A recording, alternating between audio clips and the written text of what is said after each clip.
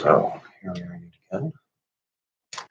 And let's see. Let's bring up some recent comments to start. Feel free to ask questions. Actually, put that in the chat.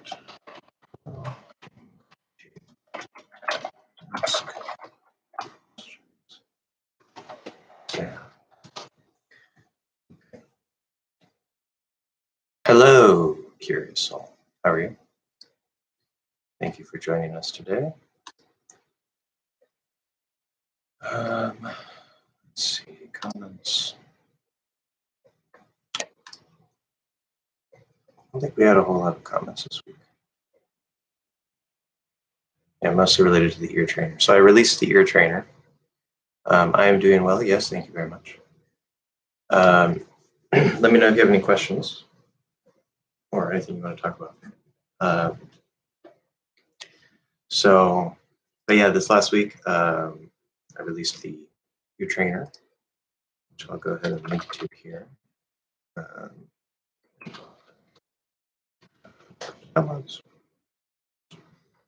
And so far, it seems to be working fine. We have one or two people that are having some issues, but a lot of people are saying that it works, so it's good. Congrats on that. Congrats on that. All the bugs are fixed. Well, maybe not all the bugs, but as far as I know, pretty much. Hello, Gabriel. Welcome to the chat. Yeah, I forgot to update that image. I forgot to update that. But so the one thing I want to mention is that this version of the software is just version 1, where it's focused exclusively on the sound, the basic sounds. So you have the example words, you have the minimal pairs. And in version 2, aside from maybe some little changes here and there, I do plan to actually expand the functionality of the trainer to include a word stress trainer. And there will also be an inbuilt recorder where you'll be able to record yourself and compare it to the audio that you hear. So that'll be really, really useful as well. And then version 3 after that, I might try to add some other stuff, but I already have that planned. I'm not currently working on the software anymore because I was going to make the Mac and iOS version, but I learned that I need a Mac to do that, which is another reason why I hate Apple. They're a really good company. They're great on security and privacy, but they are way too restrictive on their technology, which is why I don't use them. So if I want to develop the iOS version and the Mac version, I'm going to have to buy a Mac because I don't want to illegally download the operating system to run on a virtual machine. So changes here for a second.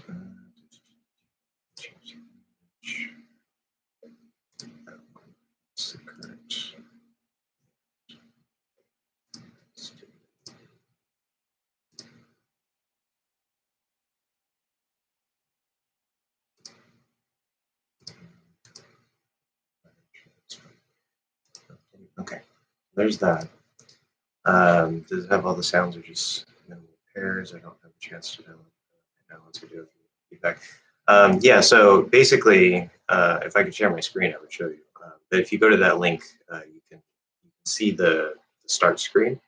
And I'm actually going to be making a little walkthrough video for you guys to kind of show you like what it has, what to do with it, because somebody requested that. But it has 2 modes. One mode is example words. So if you click on, so it has all the sounds, all the vowel sounds, all the L-colored sounds, R-colored sounds, all the consonant sounds, I included also the dental th or the dental t dental d version of the th sounds. So it has everything, and this is based off of of course, the English hacks approach. So O is considered a monophthong instead of a diphthong. I don't have the R-colored A because it's not necessary to sound natural. It's just part of the way some people speak, et cetera, et cetera, et cetera. So basically based on all the lessons that I've already given you guys for the vowels, all of that is in the trainer for the sounds that we're using and the examples we're using. So one mode is example words. So if you click on any of the sounds, just one sound, it will load the trainer and it'll just show the word and play the audio, and you can replay it as many times as you want, and then you go to the next one, we'll load a new word that uses that sound. And for version 1, I only have 5 examples per sound, which was a lot of work because there's so many sounds. But version 2, I'm probably going to include maybe 5 more example words per sound. So for that, you get to hear it. You can repeat after it to kind of practice a little bit if you want. Obviously, there's no AI, there's no recording yet.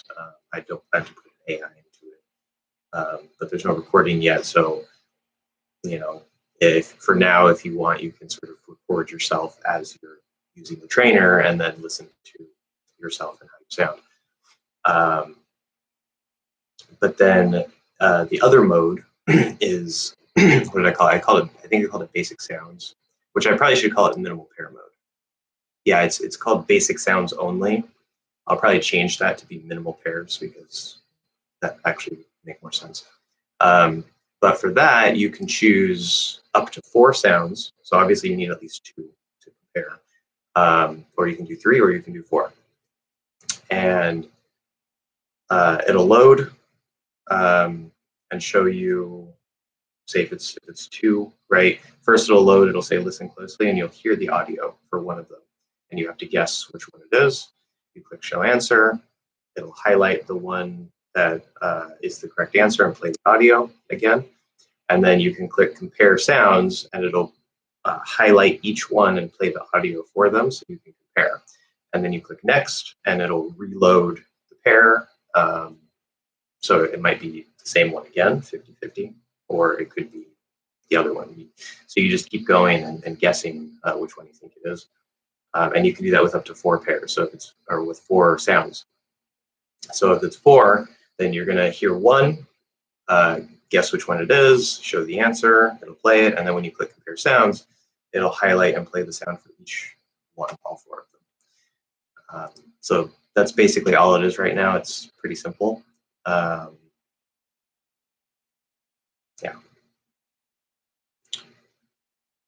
Mr. Machiavelli, welcome to the chat. I'm doing pretty well. I hope you are as well. Could you please explain to us the concept North Force vowel split? I've never heard of that. I know of the Northern Cities vowel shift.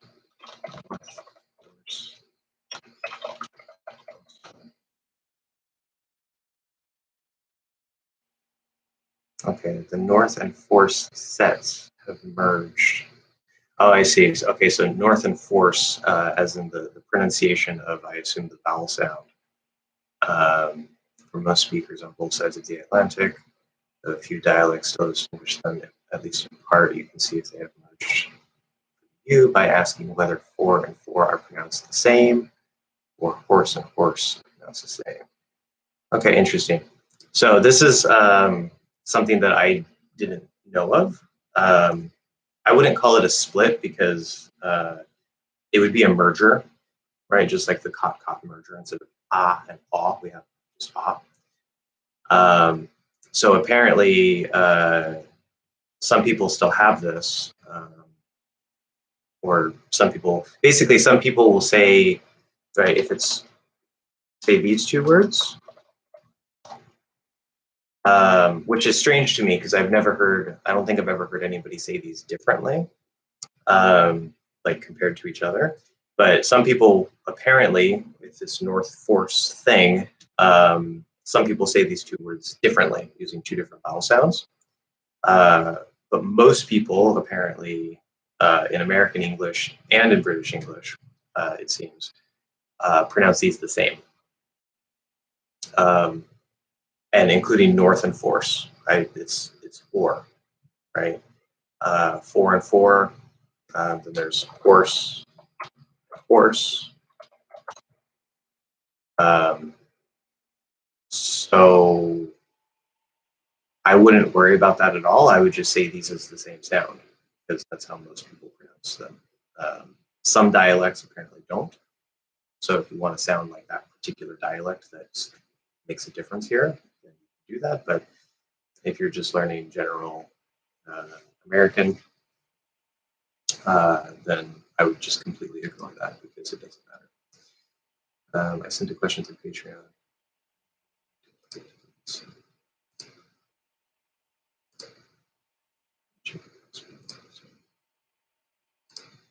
Yes. Okay. So I see you do still have access to the messaging system.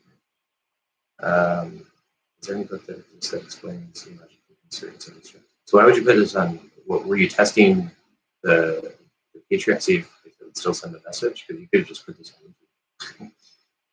Is there any book that explains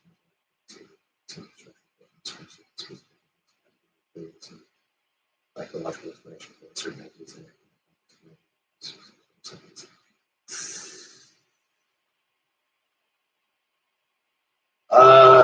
That's a very abstract sentence, and I'd actually probably have to process that. But I would say, based on my initial understanding of the question, I would say no. So here's the thing. I probably should have called the logic of English prepositions something like the feeling of English prepositions or something. Because that's really the core. Like, we're using a logical approach to analyze different groups of meaning, and then further using a logical approach to try to find what the core idea behind all those groups of meaning are. But the real end goal of the logic of prepositions, which I know that's not what you're asking about here, but your questions might come out of that concept. So the end goal of the logic of English prepositions is to build the feeling. Right? Now, one of the slight problems with calling it the logic of prepositions is that we are using a logical approach, and things do work logically, but that logic is somewhat internal to the language, right? Like, because you can maybe say, oh, well, in this particular context, I would say in, and then an English speaker would never say in there, because from a general logical perspective, like, oh, I can look at this as a container, but the English look, because that's what in is, a container, right? But for whatever reason, within the English language, we would never use in there because we never look at the thing as a container, even though it can potentially be looked at as a container from a general logical perspective. And so that's always the trick, right? That's the little flaw with calling it the logic of English prepositions, is just because something is generally logical doesn't necessarily mean it will work within a particular language as an answer. But as I said, the language has its own internal logic that is consistent. And so I still think the title is accurate, especially since we are using a logical approach to find the feeling. But for other things, so I'm going to be applying the same approach to verbs. I'm going to be writing a full book about that in the future. And I've already explored that with get, including get phrasal verbs with several students, and I've identified the core logic or feeling for get, which I'll be making content on in the future.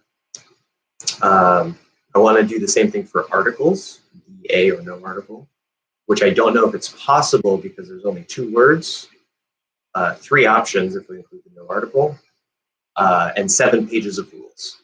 So because there's so few options and so many possibilities, I don't know if that approach will work, but I do know that the articles have a certain feeling, just like the prepositions and verbs do. So it does exist in the mind of an English speaker, but I don't know, I don't think it might not be possible to go through all those different article rules and usages and apply the same approach. So that's something else I'm going to explore later. But here you're asking about, like, is there any book that explains the logic behind certain sentence structure preferences for certain specific ideas? As in, like, a logical explanation for why certain ideas in the academic context demand a specific type of sentence. So I would say no, because that's just general language use. Like, there's so many things, like, obviously if it's academic, it's going to, be structured in a bit more of a formal sounding way and this and that, and that's fine. But outside of that, I mean, you can literally communicate the same idea like 10 different ways. And then based on your word choice and how you decide to structure the sentence, it might feel a certain way, even though maybe it's saying the same basic thing, or this and that. So those are like really high C2 level, like upper advanced level details that I don't think this concept of like a logical approach or trying to build like a feeling for it in the same way, I don't think that would even work. So I don't think there would be books on that or any resources on that, because I don't think that it would even apply to that. It's a good question, but yeah, I would say no.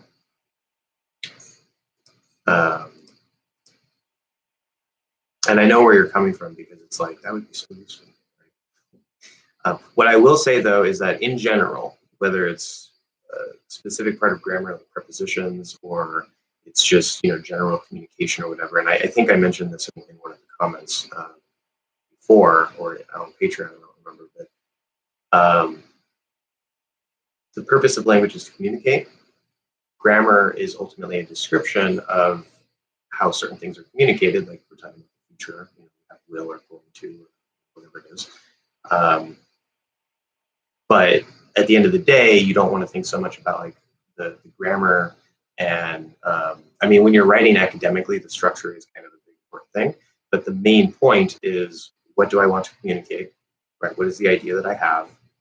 And how do I communicate that in the most effective way possible? Right? And that's really what it is. So I don't think there's really any logic there necessarily. It's just certain words and certain structures are used for certain things. And like if you're talking about cars, you're not going to use the word dog. I know that's a simple, stupid example, but it's something easy to comprehend with what I'm trying to explain here. So obviously, if the topic is cars, you're not going to talk about dogs unless you're talking about dogs chasing cars. But you're probably not going to be talking about dogs. So that has nothing to do with what you're trying to communicate, right? So anyway, I'll leave it at that. Always focus on the purpose of what you're trying to communicate, and then just try to structure that as best as you can. Is your headphone in? Oh, good question. There we go. And I spent all that time. Yeah. I hope you guys were able to hear me well enough during all that. But thank you, Gabriel. Yes, sometimes I forget to plug them in. Oh, sure, it's nice. Nice and seated. Sounding kind of weird. Okay. So let me know if that sounds better. Hopefully there's no issue with that. Yeah, mic off, mic on. Okay, now it's better. Good. David is here. Yay. Okay, so first curious soul, I asked because I always used to observe a very good. Yeah, I always used to observe a sense of similarity in the sentence structures in academic formal language, even when the topics varied. Very interesting. Audio was just enough to interpret. Yeah, that sucks. Well, at least we caught it within the first 20 minutes. Interesting. So you probably spend a lot more time with formal academic language than I do, because I mean, if I have to read, a research paper or something, I can. But I don't really spend a lot of my time doing that. So I haven't looked for, any similarity or patterns in that. So maybe it does exist. It could very well be true. And maybe that's something, you know, you could explore and try to determine yourself. Me, I really don't have enough interest in it to really explore that. Maybe at some point in like the distant future when I have nothing else to talk about. um, but yeah, that's interesting. David, hey, how are you? I'm good. How are you? I apologize for being MIA on Patreon. I'll be messaging you today. By the way, your mic sounded a bit funky, but it's fixed now. Okay, good. Yeah, the mic wasn't plugged in at first. But yes, I'm good. I hope you are as well. Just have my drink here that I always forget to drink.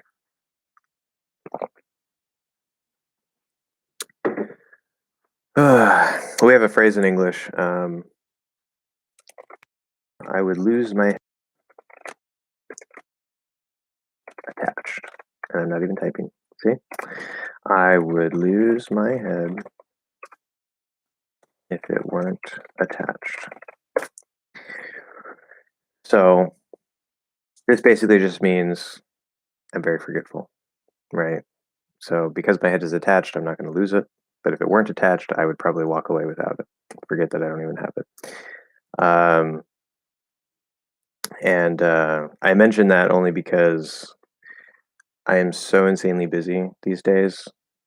And I also have days where I've actually had like 2 days now where my brain has like barely been able to focus, and I just feel really scattered because I finished the programming project, at least for now, and that left like a hole in my brain, in my mind. Not in my brain, that would be weird. In my mind, and so it's like I have to reorient myself and figure out what I'm doing, aside from the things I'm usually supposed to be doing, like making videos. And I actually ordered a really big whiteboard. It's like 3 feet by 4 feet. I know you guys probably don't know feet, but that's okay. You can look it up. 3 feet by 4 feet. And I have this big space on my wall, and I have a plan for how I'm going to lay everything out to kind of help my mind get the big picture and filter everything so that I can handle all the different things that I'm doing more efficiently. But yeah, that's coming tomorrow. So hopefully I won't be so scattered after I get that going. But what are you drinking? I am drinking root beer, caffeine-free root beer, because I am still off of caffeine, unless I get a little bit in decaf tea, which I don't really mind. I should be drinking tea rather than root beer, but for now, this is my poison that I have chosen. Right, pick your poison. That's another phrase we have. It's not healthy, but it's what I'm drinking for now. And it's only in a glass here because I forgot to put a can in the fridge and I had to put ice in it. So caffeine-free root beer. This video is sponsored by root beer. Why is weren't used in your sentence instead of wasn't? Which sentence? Oh yeah, that sentence. Good question. Interesting question, actually. Coming from an English learner. So Dr. Pepper is on vacation today. Yeah, I stopped drinking Dr. Pepper a long time ago. And it has caffeine, so I can't drink it anymore. Dr. Pepper was always my favorite soda, but oh well, I'm over it. Now I just have to get over the root beer. That's my crutch right now. So why is weren't used in your sentence instead of wasn't? Well, because that is actually grammatically correct. So, okay, I've explained this several times on several different occasions for several different examples and contexts, but it's always good to re-mention because this is something that I think a lot of English learners either don't know about or they struggle with. And it's a tiny detail. There's something called the subjunctive, which is a fancy grammar term that you don't necessarily have to really care about or memorize. But the concept of the subjunctive is important. In modern English, the subjunctive doesn't play a big role.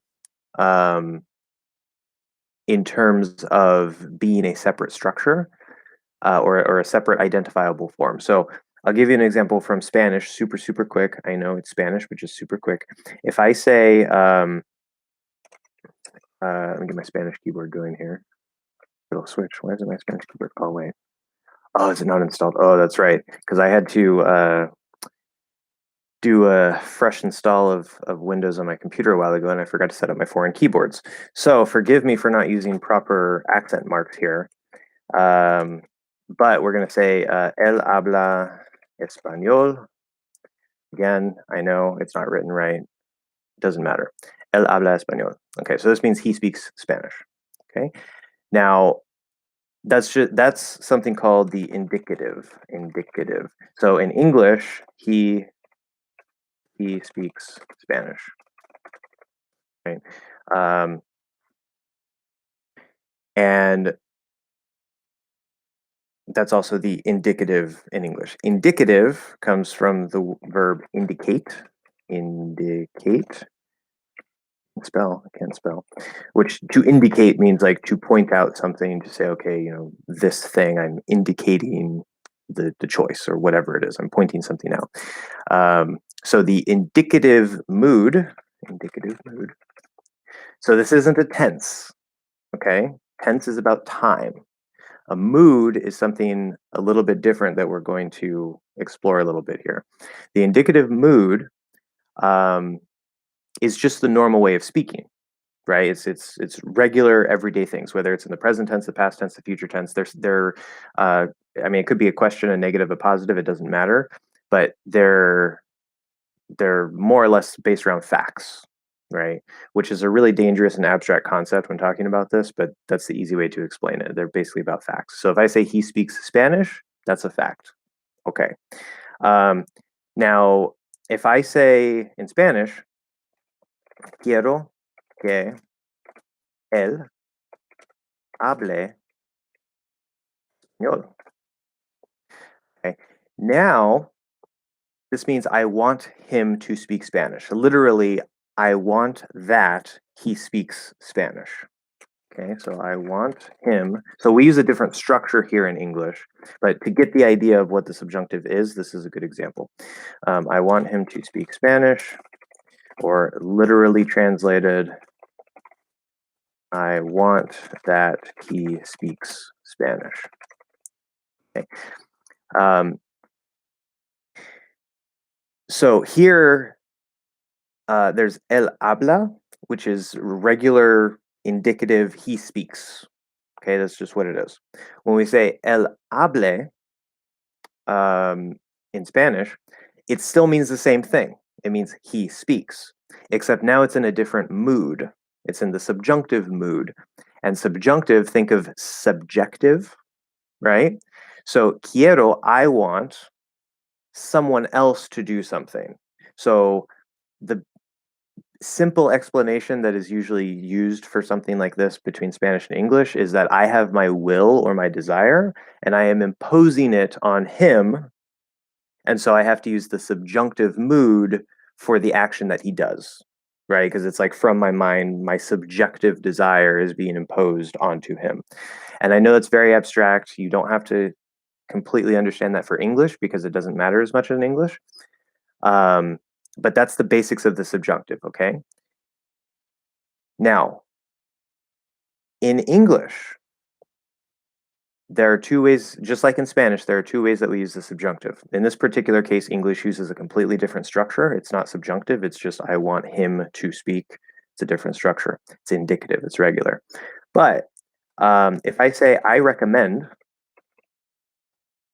that you do it, or actually let me do I recommend that he do it, okay? Now, if I say I do it, you do it, we do it, they do it, that doesn't seem strange. But as soon as I say he, normally it's he does, okay? But here, I recommend that he do it. This is grammatically correct. Now, it's a minor point that you don't generally have to worry too much about, but there are certain, just like in Spanish, quiero, I want, querer, is a verb that triggers the subjunctive, meaning that whoever is doing that action needs to be in that subjunctive mood form. In English, we have the same thing. We have some words like I recommend. It's a very limited group of words that for the present tense subjunctive, which that's a little bit misleading and confusing, but you'll see why I say it's present tense in a second. It actually, the subjunctive form for that is just the basic verb with the pronoun, right, or the subject. So I recommend that you do it. I recommend that we do it. I recommend that he do it. Okay. Now, this is something that is in the process of changing. If I say I recommend that he does it, that doesn't sound bad to me. It's grammatically incorrect, but it is something that is happening because the subjunctive as a separate form has been in a very, very, very long process over the last however many hundreds of years of disappearing, right? And it's almost completely gone as a separate form that looks different than the indicative. But it does still exist grammatically in some cases. So this is an example of the present subjunctive. Now, to answer your question directly, curious soul, why did I use weren't if it weren't attached instead of wasn't? Well, there's this thing, the present subjunctive is much less common because it's only used with certain words, right? I recommend that and some other ones. I think I suggest, whatever. But if I say, for example, if I were you, I would do it. Okay. Now, the simple past, the indicative mood, right? The normal, regular past tense, simple past, would be I was, you were, he, she, it was, we were, they were. Okay, so for the first person and the third person, it's supposed to be was, but for everything else, it's were for the simple past of to be, right? But here, right, I'm saying if I were you. And in my original thing that you're asking about, if it weren't attached. So the first person and the third person are actually using were, but why? Because this is the subjunctive mood. It's the past subjunctive. It's not actually past tense. Don't get that confused. It actually might be called something different in English because I learned this terminology in Spanish.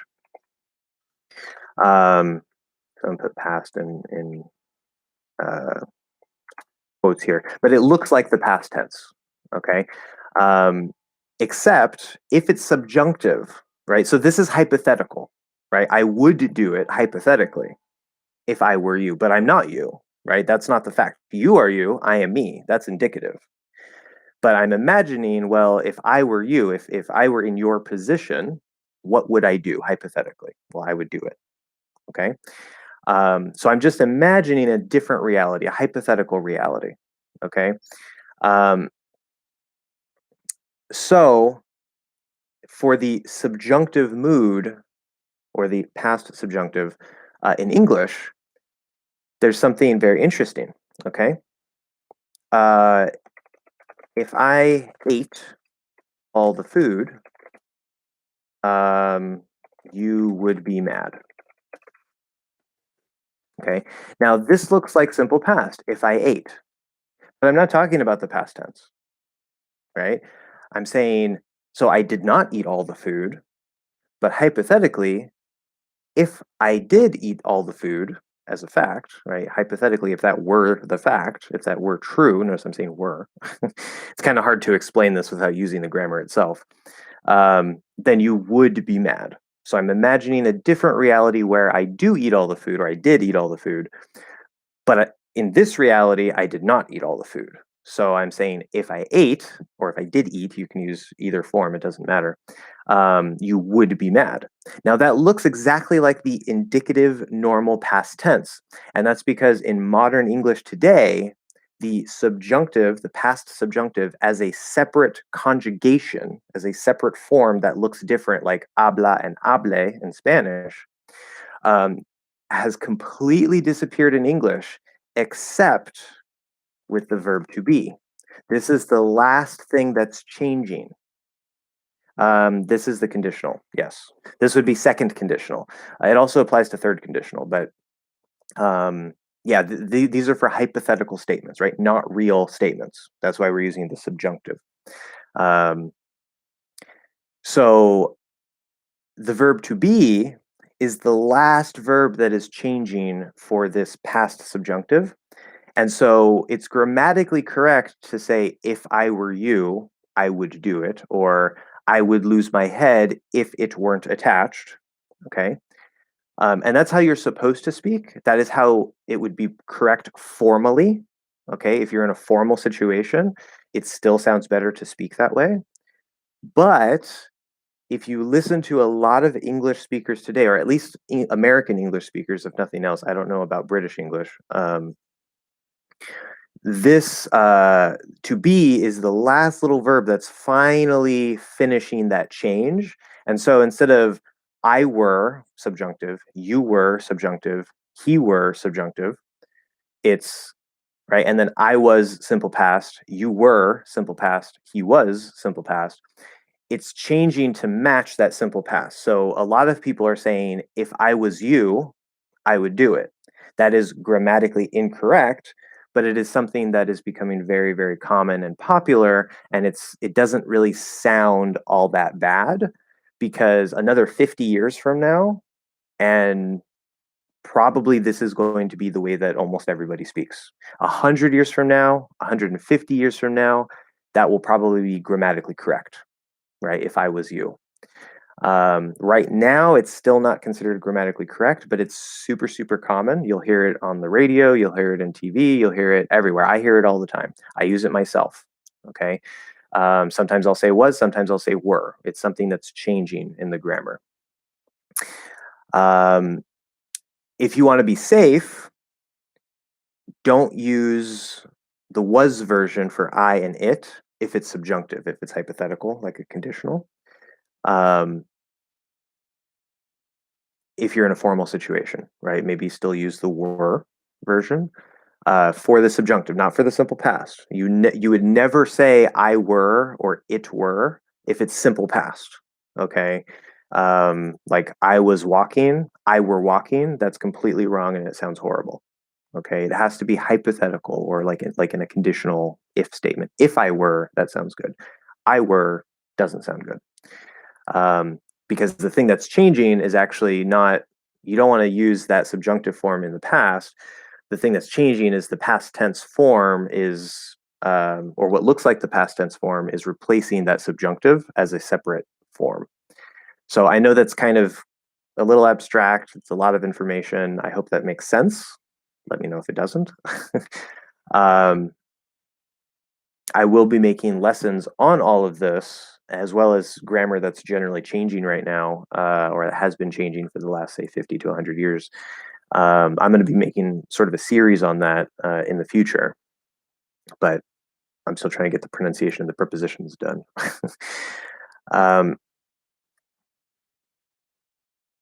Okay, so going back a little bit, since I have some other things here. So it's funny, there's a scene in, is this the last one? Yeah, it is. Okay, there's a scene in Joey, the guy from Friends. Yeah, spin-off show where he pretends he's an ESL student to impress a foreign girl with his English. I never watched that show. I heard about it,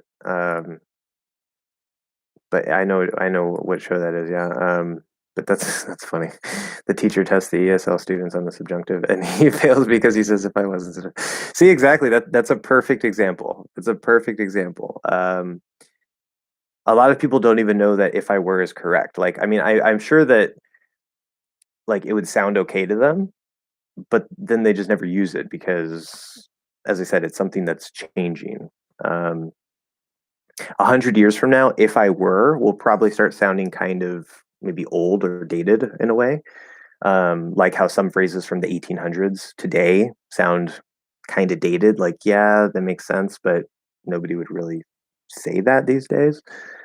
Um, and I'm horrible with examples off the top of my head, so don't ask me for examples. um, or actually, let's see. Yeah, no, there's one because it stood out to me when I was watching Pride and Prejudice.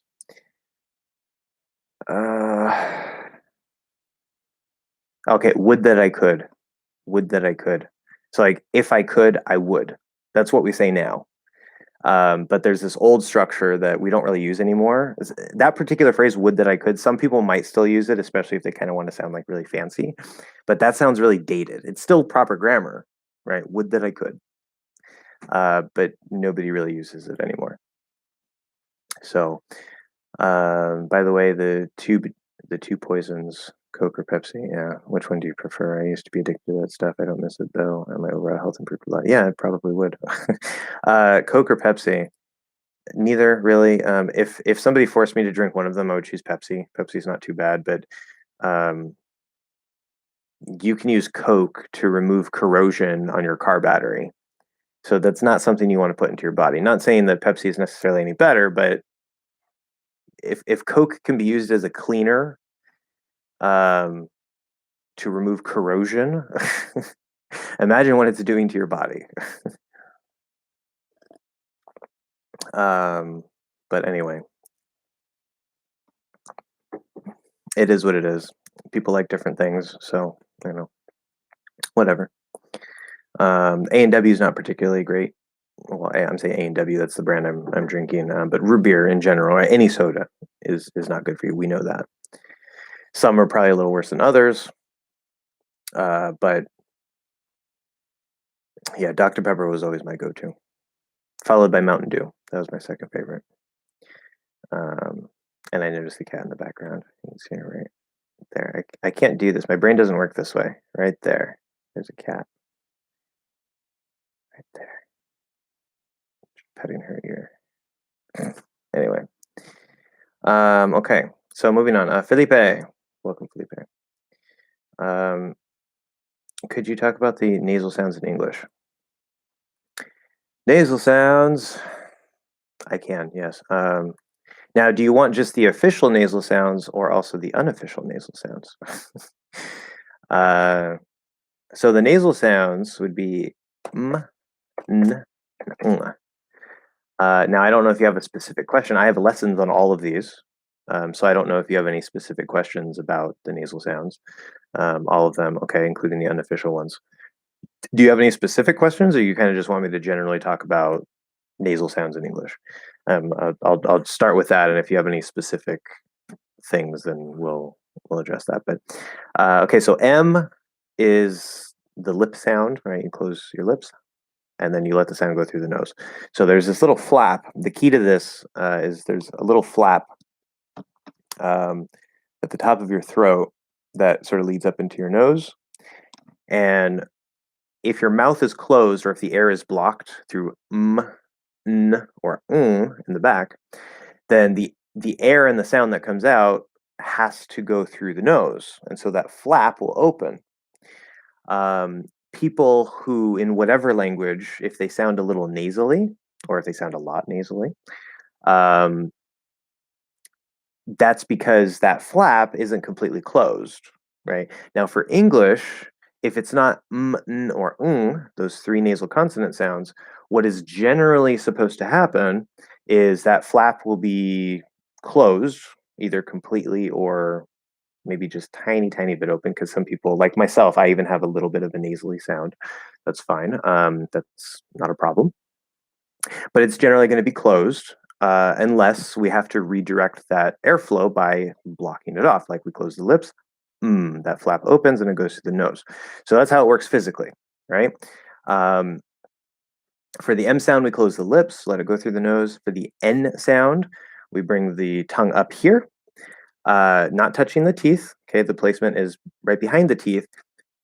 Depending on what's going on, the N can be made on the teeth, especially if it's, say, N plus TH, and then we end up using like the dental T or D version of the TH, like on the.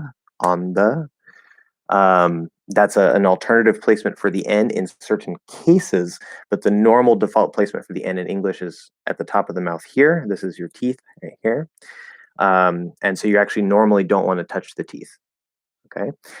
And the tongue doesn't go straight up like this necessarily, but there's going to be just a little flatness to it. The main point is that the sides of the tongue will brace, on the inside of the teeth, so no air comes through the mouth, and it all goes through the nose.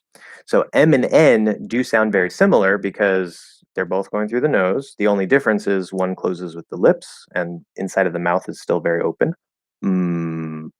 Where the N will close here, and that gives us a slightly different sound when it comes through the nose. Okay, but they do sound very similar. For the NG, as I talk about in the main lesson for NG, official and unofficial people from country music use more Y. Okay, yeah, so I'll include that. NG, there's no actual G, right? There's no G. Part of the reason why it's written with the G is because it's like an N sound, except you're using the back of your tongue. And sometimes a little tiny bit of a G can come out. Now, there are words where there is actually a G after, or where it might be written with NG, but it's not a G, it's actually a J, like in danger. So this actually uses a regular N, Dane, and then J. Okay, so it's spelled NG, but it has nothing to do with this sound back here. Okay, so definitely you can't trust the spelling for this. But the main point is that if it's supposed to be the sound in the back, you close into the g position, right? So M matches p, b with the lips. The N matches t, d up here. And then matches k, g.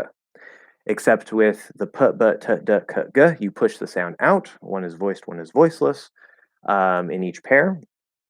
And then for the you don't push it out, you block it and let it go through the nose.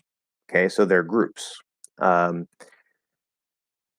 So if I say, for example, sing, okay, it's not sing, right? Sing, sing, nah, nah, nah, nah. And there's a little bit of a release there. There's not supposed to be a g that gets pushed out. So there's a little bit of a trick to that, but the sound itself is okay, not there's one more thing I want to say about that. Oh yeah, so I call the sound the back N. So we have the M with the lips, the front normal N, which is also just N, right? With the front of the tongue, and then the back of the tongue, I call it the back N because it's basically an N sound, not an NG sound, but using the back of the tongue instead of the front of the tongue. So those are the three official nasal sounds that we have in English. They're all consonants, and they work pretty simply. Of course, with the ing, I have a video on the ing hack because when we add ing to the end of verbs, for example, the exact way that you pronounce it has some variations. So you can say like walking, or you can say walking using the front N and an E sound, which is how I speak. Both are neutral. They won't particularly be noticed because the difference in sound is so small. But anyway, you can watch the ing hack lesson if you haven't already for more on that. Now for unofficial nasal sounds, this is something that I don't know if any other teachers have talked about, but just based off of my experience, I actually haven't even done any research on this, just based on my experience, I have noticed that in these three words particular, don't, won't, and can't.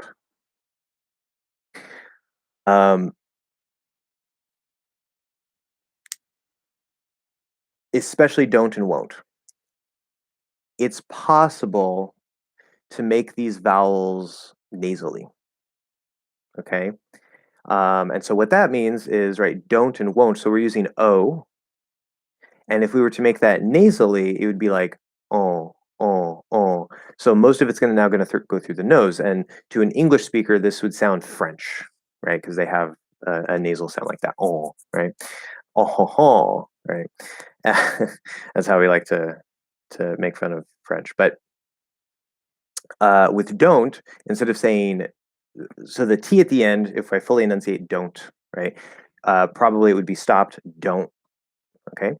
But actually what we can do, especially if we're speaking quickly, if I say I don't like it, okay, now what I can do is instead of saying let's say I stop the T because that's more common. Instead of saying I don't like it, which is perfectly fine, and we will do that. What I can do instead is completely drop the T. Don't even close into the N.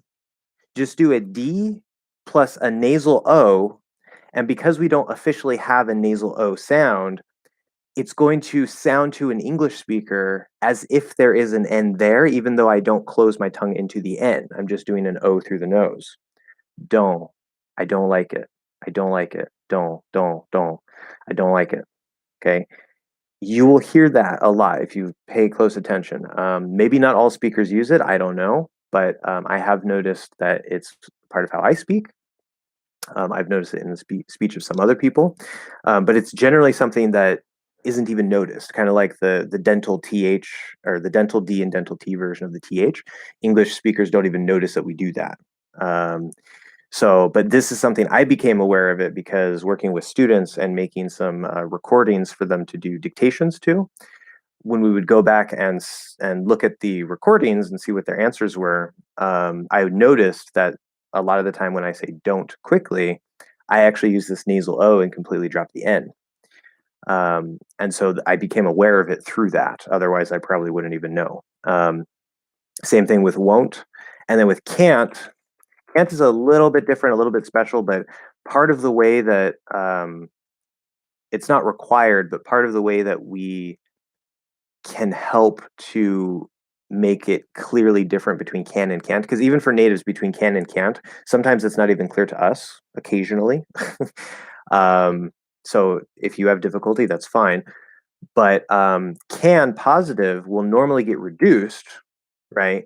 But it doesn't always have to be reduced. Sometimes it can just come out normally as can. And so if we stop the T, right, usually we'll hear the stop T, but especially in fast speech, this isn't stressed. Maybe there's NT plus vowel. There's all kinds of things that might happen. And so we're not sure, was it positive or negative?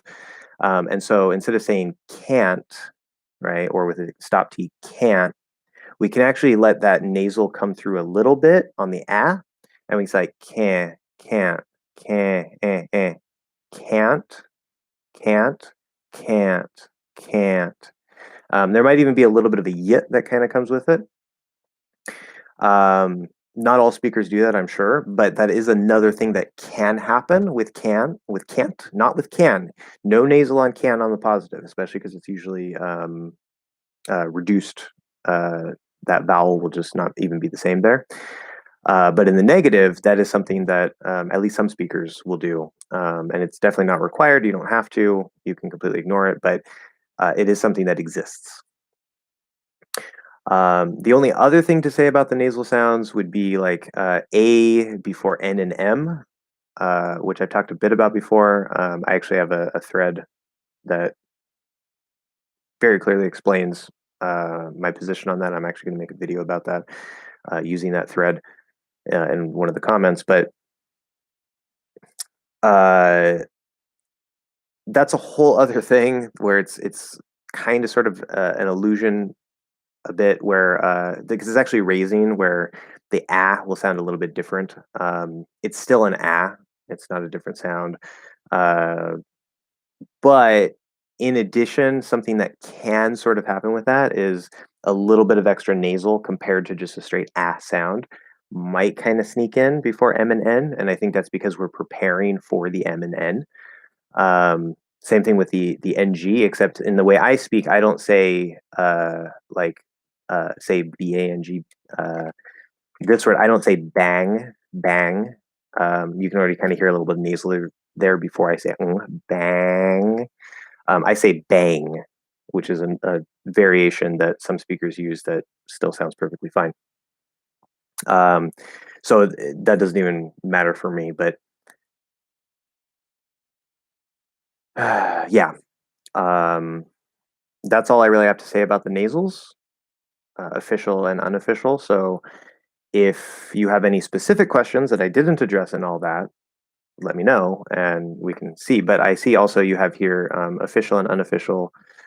People from country music use it more. So people who sing country music will usually have a southern accent. Okay, not all the time. but very, very often they actually have a Southern accent.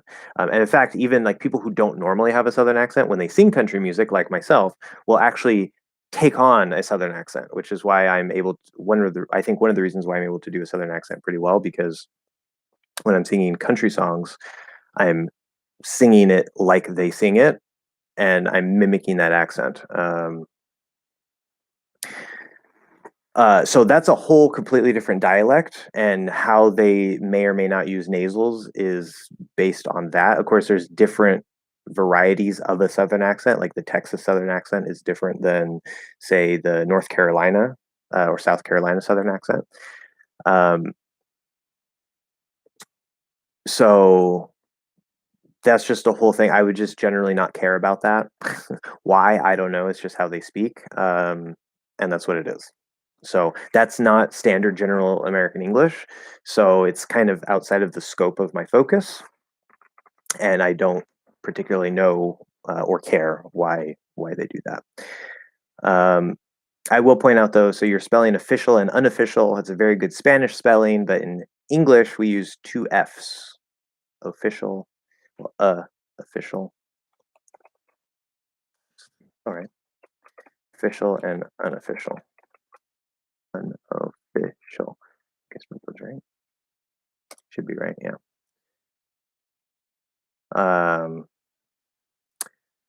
Anyway, okay, moving on. Santiago. Sorry, it took me a second to explain all of that, but I'm here for your question now. I have a question. Are there varieties? Varieties. Yeah, so misspelling there. Varieties.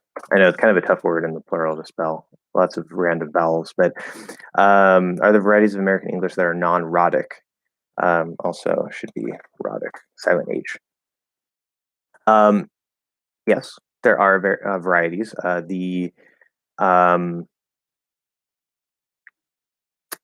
I don't know how widely spread it is in the southern dialects, but I do know that some southern dialects will use that, um, especially I think from Louisiana, because I'm thinking of like the French influence in that area.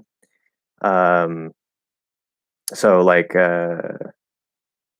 um, very stereotypical classic is a Southern belle, right? Which is like uh, I don't know, a proper beautiful woman from the South, right? And um, you know, if you speak with that accent, you might say like, "Oh yeah, she's a real Southern belle, Southern belle," right? Um, so that's non-rhotic. They don't have the R there. It sounds kind of British in a way. And then the I think it's the Bostonian accent. They will also do that. So like they'll say instead of car, they'll say car. Get in the car. Get in the car. Or something like that. So yeah, there's in Boston. They have lots of little changes, but in Boston, some areas around like New York, New Jersey, somewhere in there, like there's some non-rhotic varieties. But one of the distinguishing features of American English is the it's fully rhotic, so all R's are pronounced, and so most speakers of American English across the country, regardless of region, will use it. With the South maybe being a particular exception. Um, Gabriel, if my cat or dog is on her, yeah, okay. Can I say, or there are better ways to say it? Not on, in. But yes, that's the colloquial, right? The everyday informal way to say it. In, eat.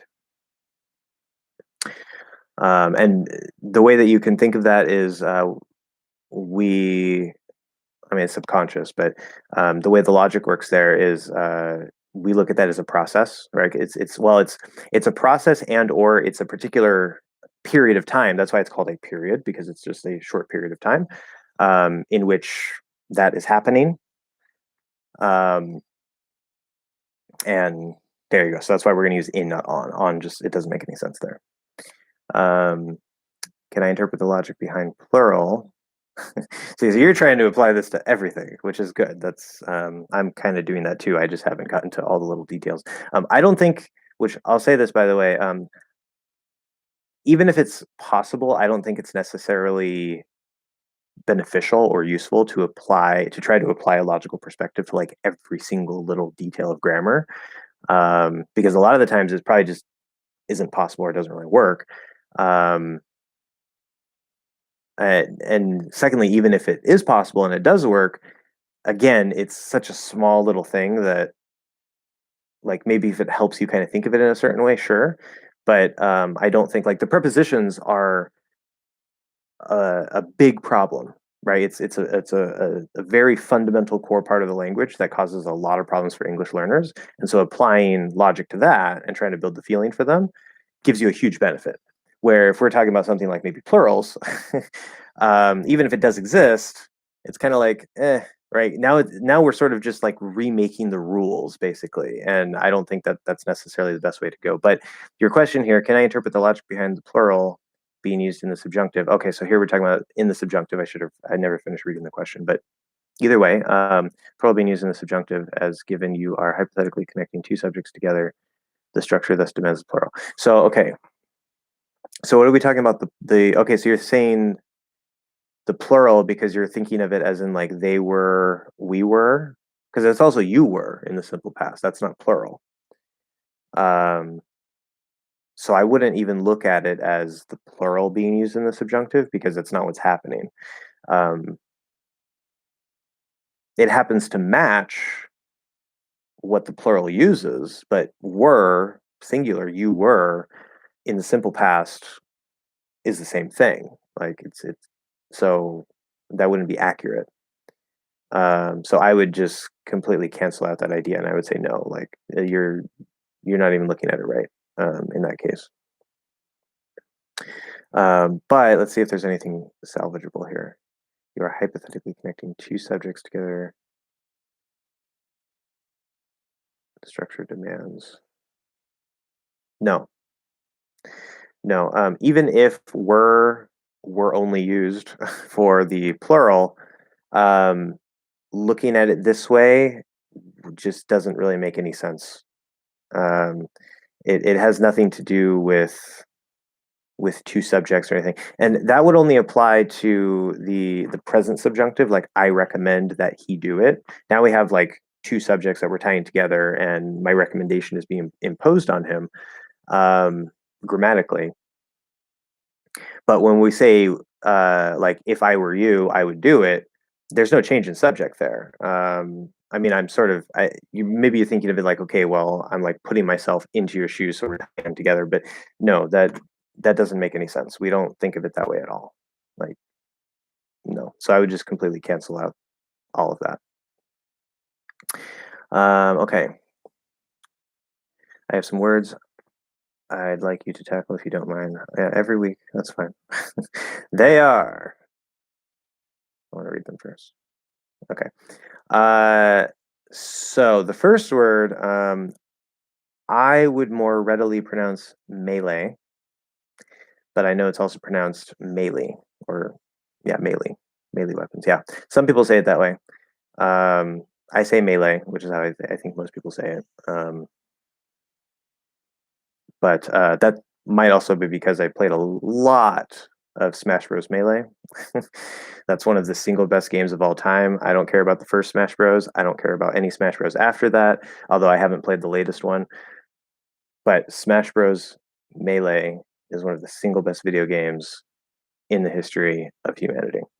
And I have spent so many hours on that game, although none recently. Of course, I usually play Pikachu because he's the best. The second word, I have never seen or heard that word, and I have no idea how to pronounce it. But if I were to guess, the two ways that an English speaker might try to read that, if we had never seen or heard it before, would either be piquant. It could be piquant. I'm not even sure about the stress there. So piquant if it's stressed on the first, piquant if it's stressed on the second, or maybe piquant. Oftentimes the U in QU will be silent, but sometimes it's not. So I have no idea. That is a completely new word for me.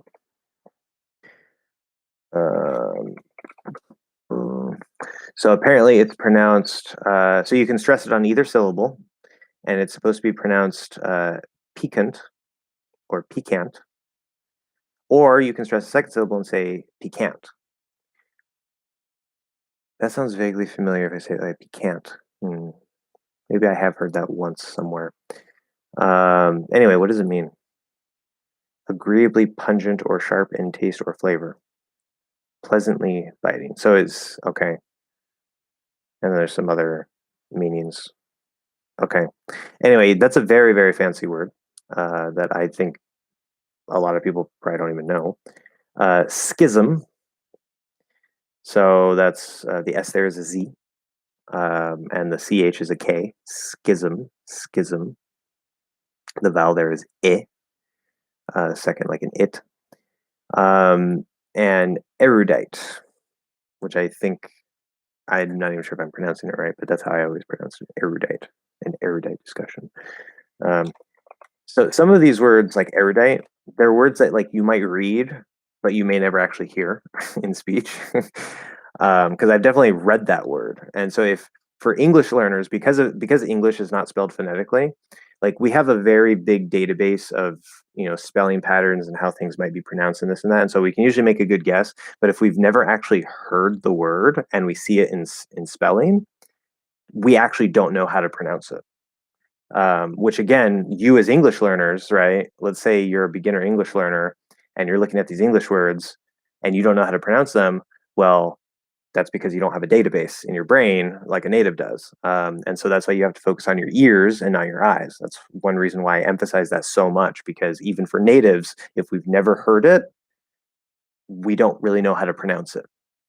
We can make a good guess, but we don't know 100% for sure how to pronounce it. So according to the dictionary, erudite with a Y sound or erudite without the Y sound. So two pronunciations. So my pronunciation of that was correct. Also a very fancy word that isn't particularly common. Melee and schism, I think, are a little bit more common, but they're also not common words.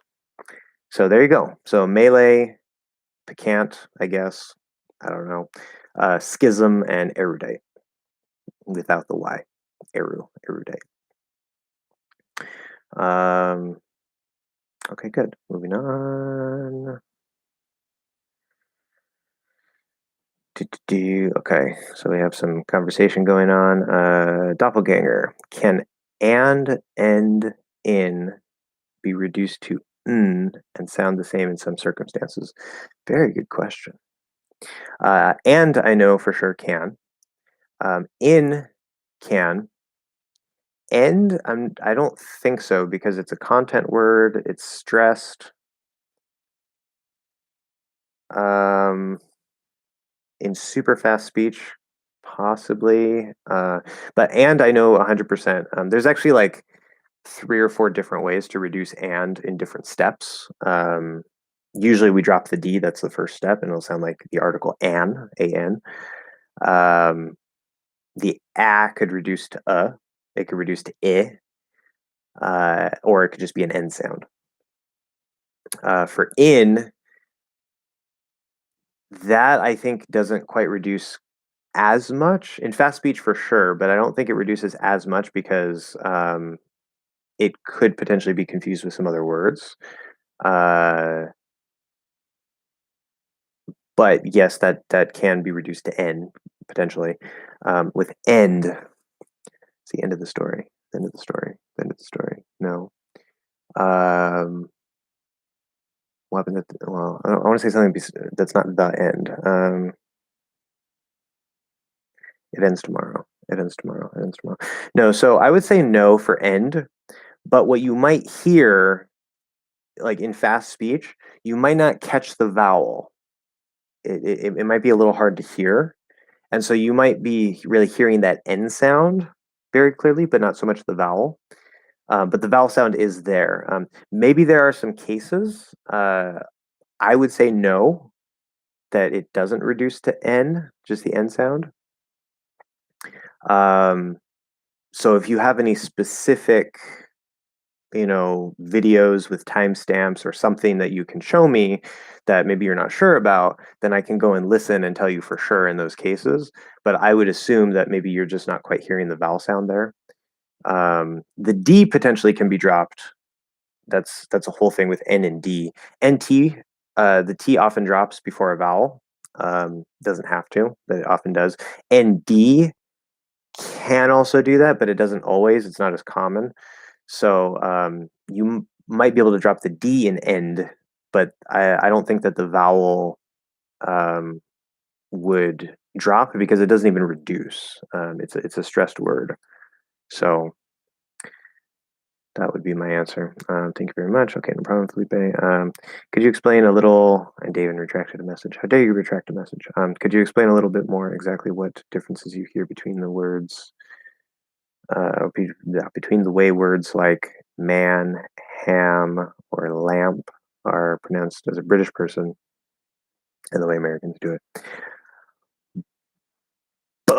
Yeah, I think so. I think we talked a bit about that on Patreon. Blah. So, well, I'm no expert on British English. Let me actually, if I'm going to answer this question, let me bring up Forvo to man, and then I'll listen to the British pronunciations and see. British. Okay, that doesn't even sound British or American.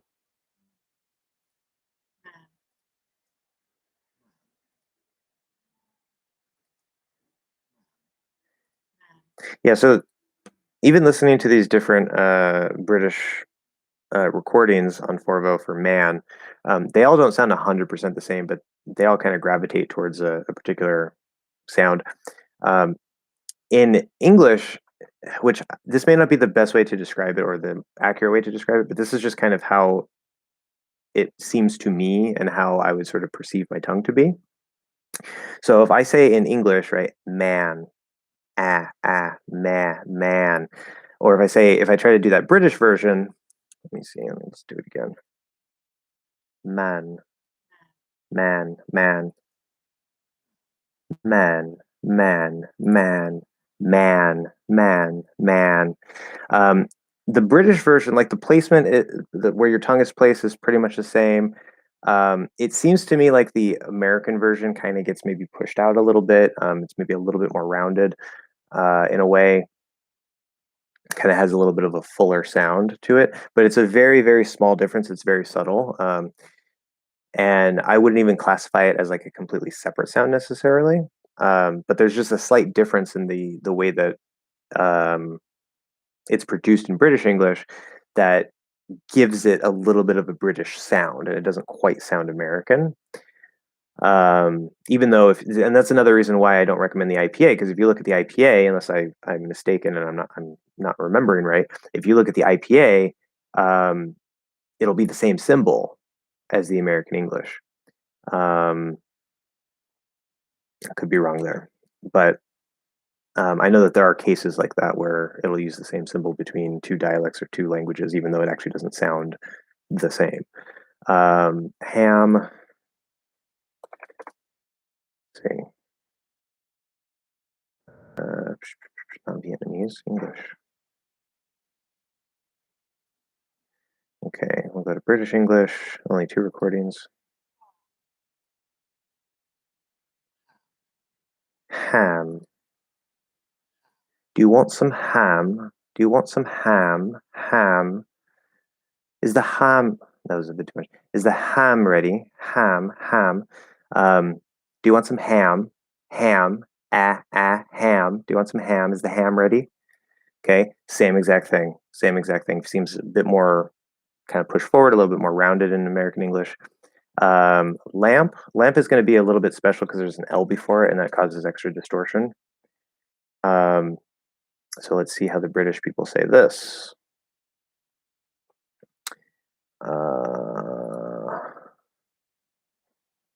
What did I do? Oh, there's okay.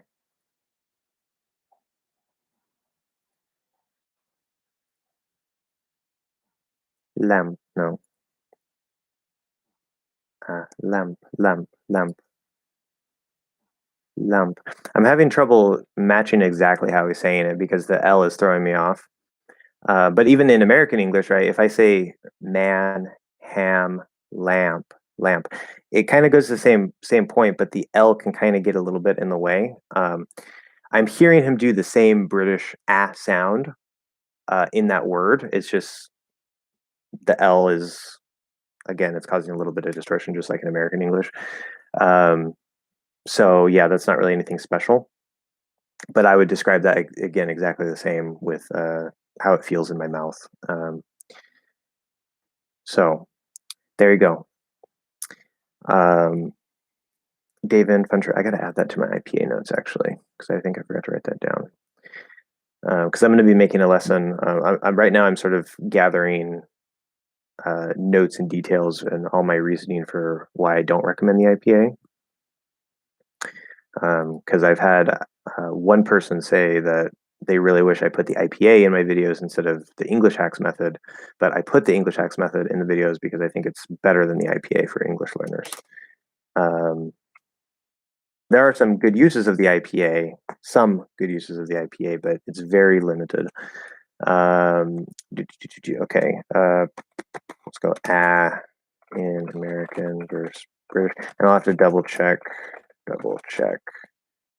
symbol, because maybe it actually is a different symbol, but let's see here. Okay. Fun trivia, you pronounce Roddick as Roddick, yes. Well, Roddick with a flat D, Rotic. But most, if not all dictionaries, say it should be pronounced Rodick. But we love the English X way. Rodick. I think I've heard it pronounced that way. This is actually another word that well, I guess maybe I have heard it pronounced, but I definitely haven't heard it pronounced very much. This is a very specific, like field specific word. Rodick. Maybe it is pronounced Rodick, and I always pronounce it as Roddick. Because remember how I mentioned natives have a database of spelling patterns and how things might be pronounced, and it's actually usually if you see an O with no extra silent vowel, whether that's a silent E at the end or like a silent A next to it or whatever, more often than not, that O will represent the ah sound. So an O by itself in English, in American English spelling, actually is not usually the O sound. And because of that, I naturally want to pronounce it ah because that's the sound it would usually be. As soon as you put another vowel that is silent, like OA, OU, or O with a silent E at the end, usually that will turn it into the actual O sound. So I was just going off of my internal database, and maybe I actually don't say it right. That can happen. It's a very uncommon word that you don't hear very often. So whatever. But I'm sure there are other people who are in my exact same position who pronounce it that way. So whether it's right or wrong, who cares? Whatever. If you want to be safe, say Rodick. That's fine. But if you love the English X way, you love how I say it, then go ahead and say it that way. I really don't think it matters. Like, you probably would never even really say that word anyway, unless you love discussing the details of linguistics with your friends. It's not a word you're ever going to need to say. Professor, should I just word my greetings to David as hope you are well instead of hope you are doing well, as in does the latter connote something of anything that is not preferable when addressing what?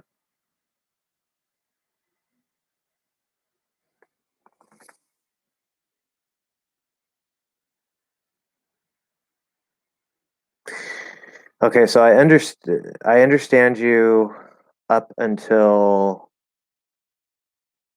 does. I mean, I know what the words mean, but it doesn't make sense. Does the latter connote question or question of anything that is not preferable when addressing? That doesn't make sense. So I don't know. Reword that because I'm not really sure what you're asking.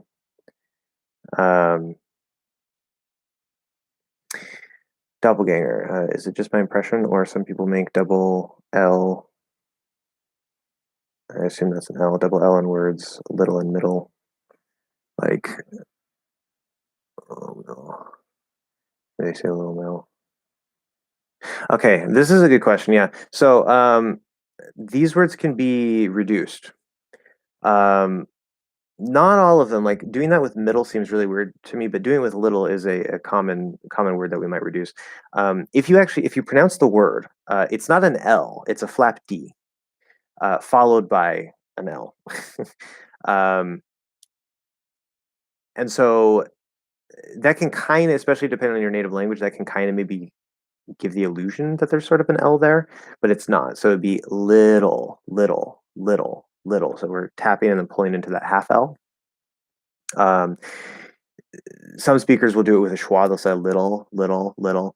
I just go straight into a half L, which is the way I teach you because it's a lot easier. The way I speak and the way I teach, there is no L-colored schwa. You can just completely ignore that.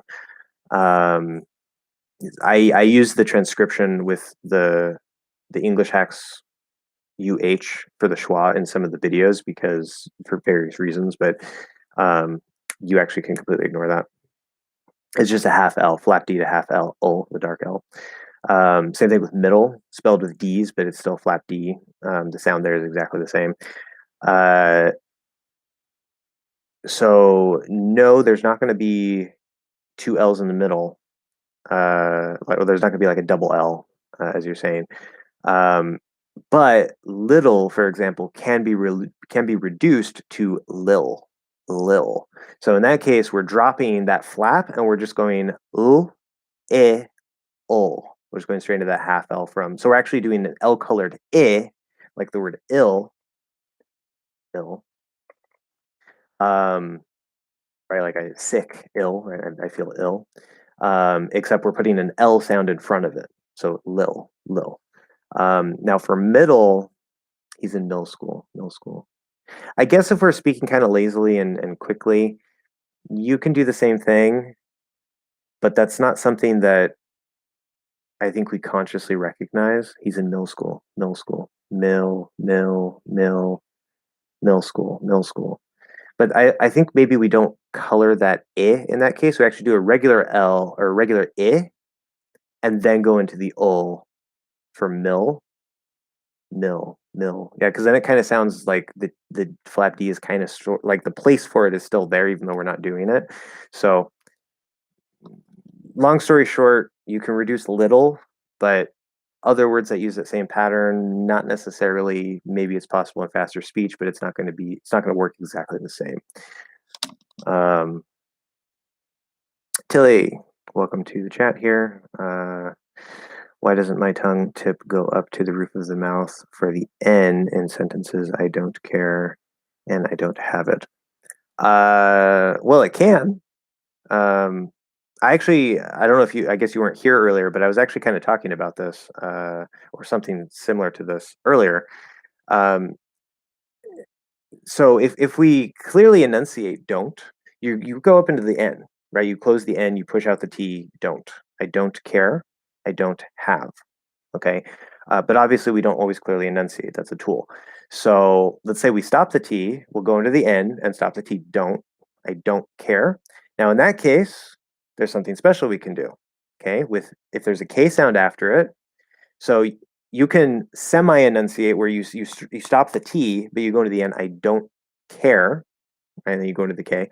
But most likely what we're actually going to do is the stop T and the stop K sound very, very, very similar. So what we can actually do here in this particular combination where there's a K sound after it, you can do don't.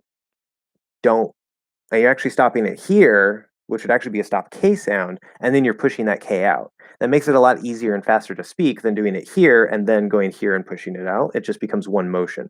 Don't care. Don't care. Okay? Instead of don't care, don't care. With don't have, don't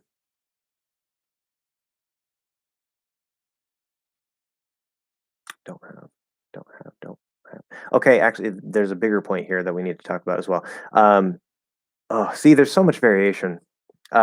Earlier, before I talk about don't have, I'll mention this really quick. Earlier, which you can go back and watch it if you missed it, I was talking about the unofficial nasal O that we have in don't and won't. Um, and I won't re-explain that. You can go back and watch it. But basically, we can drop the T and the N and do a nasal O just in those specific words. Those are the only ones I've identified that do that. Very special cases. And say like don't, don't. And it'll sound like there's an N there, even though we don't close into the N. So that's another way that you can maybe not touch the N position there. But that aside, when we go into don't have, so again, you can say don't have with a T. You can say don't have with a stop T. Here, we can apply the NP plus vowel rule because the H at the start of a word is just breath.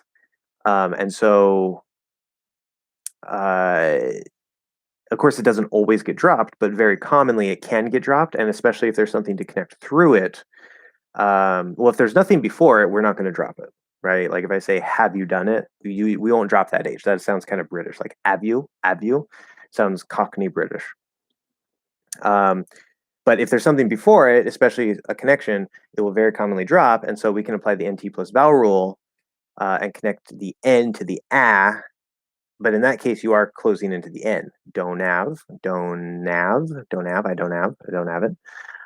So that's one way to say it.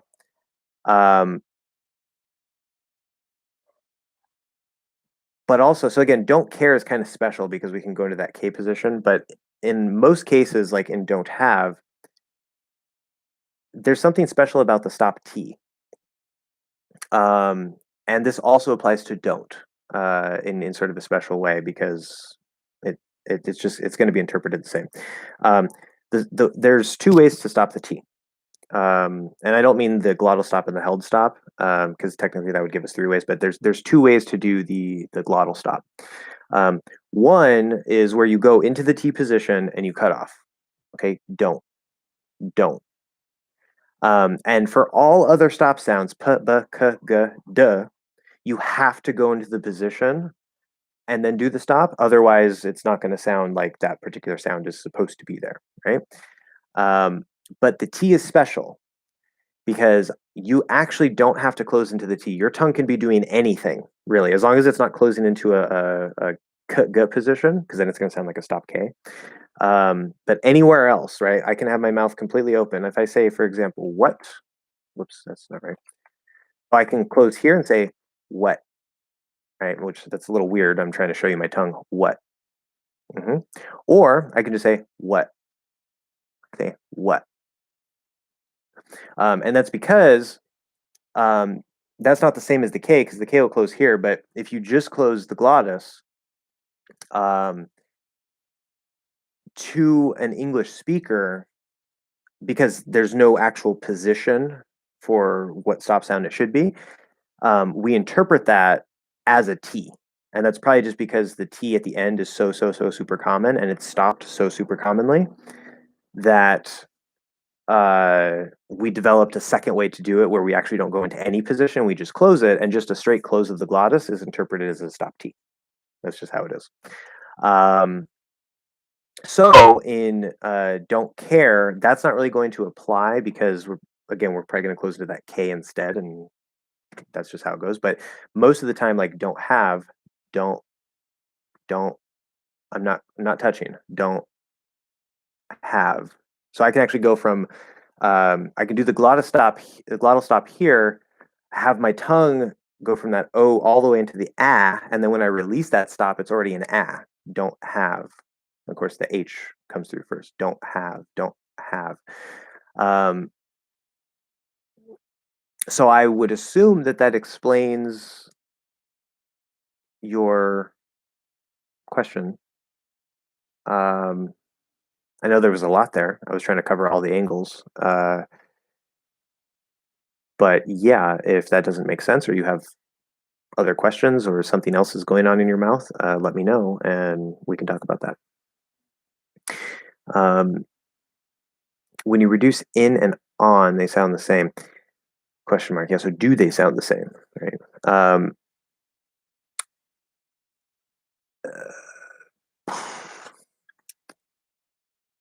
That's kind of a tricky one. My initial thought is to say no,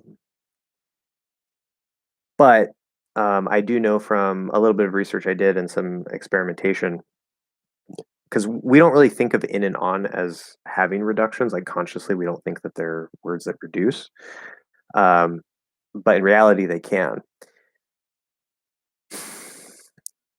It depends on the context of the sentence. Okay. So if I say the book is on the shelf, like I have all my books back there and they're on the shelf. So the book is on the shelf. Now, in this case, if I say, if I try to reduce on to maybe like a schwa or an n sound, I say the the book is in the shelf. The book is in the shelf, or that's sort of just a straight n. If I say like the book is in the shelf, the book is in the shelf. In this particular sentence, now obviously it can't be in the shelf. So you would think, well, it's probably clear. Oh, thank you, Ronaldo, and welcome to the chat. Um, so you would think, well, on should be fine because obviously it can't be inside the shelf. And yet, if I try to reduce on in this case, it doesn't sound right. It just it's that right. It sounds like you're just being really, really, really lazy, and you're just like this is like beyond lazy speech. This is like you're mumbling, like you're just really not speaking clearly enough at all. Like books on the shelf, books on the shelf. Like if you speak that way where nobody can understand you, then it sounds like it fits. um, but if I say the book is in the car, okay, so let's look at this because it could be in the car or on the car, right? So if I say the book is in the car, the book isn't. So I'm just going from the z and is to the n sound. The book is in the car. That sounds okay. That sounds okay. But if I say the book is on the car, that's not one on the car, and I try to reduce that, and I say either the same, the book is in the car. That actually would get interpreted as in if I just do an n sound there without the vowel. Um, if I try to say it as a schwa, the book is in the car. The book is on the car. The book is on the car. The book is on the car. Yeah. If I do it as a schwa reduction, the schwa plus n, and I make that schwa clearly audible, like you can hear it, not just like a super super tiny schwa that almost doesn't exist, but like a nice good little schwa sound, it would probably be interpreted as on, but it also wouldn't be completely clear. So there might be a misunderstanding. Maybe somebody doesn't hear you clearly enough, and they're like, "Wait, you mean in or on?" Um, but in this particular case, if you just do n, it would be interpreted as in, and if you do un, of course, don't stress the un. If you say the book is on the car, that just doesn't sound right at all. It has to be a little tiny schwa, but not so tiny that we can't really hear it. If you do that, it would probably be interpreted as on, but it might not be clear. So my general advice for this, because I think some other teachers say some other things. I've had some questions about this in the past from some of my students. And what I would recommend generally is for in, if you want to reduce in to n, that's probably generally okay and won't really be misunderstood. Of course, context is always important. So, sometimes maybe there might be a problem, but I don't think that's really an issue. You could reduce in to n. However, on, I would not even think of as having a reduction. And maybe you'll hear it kind of reduced sometimes. But what I would recommend for you as an English learner, especially to be safe and to be clearly understood, would be never to reduce on. Never reduce on. You can say it really quickly and sort of small, but still use the same sound. So instead of saying on, right, the book is on the car, you can say the book is on, book is on, book is on, right? It's still that sound there. It's just maybe a little lazy, a little shallow, not clearly enunciated 100%, which is how we would normally speak, right? Not clearly enunciated 100%, but it still uses that same sound. It's not reducing to like a schwa or to just the end by itself. Um, so yeah, that's one point where I would just say don't ever reduce it um, for on. Professor, does the subjunctive only exist as part of the conditional, or does it have other manifestations? Manifestation, that's a nice word. More simply put, does it have other uses? But manifestations is a good word to use. It's that's something I actually haven't completely answered for myself, because a lot of the time there are conditionals with the conditional implied, right? So, like for example, if I say like I could have bought an extra sandwich, right? Because let's say I thought I only had $5, and then later after I buy the sandwich, I see I have $10, so I could have bought two. And so the context is I could have bought two sandwiches, or I could have bought another sandwich if I had known that I had $10. But instead of saying all of that, I realize, and then I just say, I could have bought another sandwich. And there's no actual if in that statement, but it is implied in the context. So you may not always see if, but the core idea of the subjunctive in English, again, remember there's that present and that past. For the present subjunctive, it works a lot like Spanish or German or whatever. I guess I can't say for sure for German. I know they use the subjunctive, but it might not be the same. But for Spanish, it works the same as Spanish if you're a Spanish speaker, which I know curiously you're not. But where like I recommend that he do it, that is right. That just looks like the simple present, except instead of that third person s, we don't add the third person s. That's the only change. So I recommend that you do it. I recommend that he do it. And so that isn't conditional. That's not hypothetical. That's not anything because that functions a little bit differently, right? That's like me imposing my will on somebody. Like, doesn't that sounds kind of like a strong way to put it, but you get the idea. I recommend something. With the past subjunctive that we were talking about, like I would do it if I were you, or if I were you, I would do it.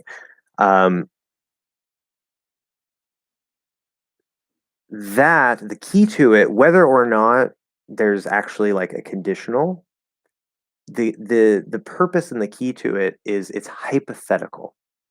That's what it is. It's something that's not real, right? You're imagining something different.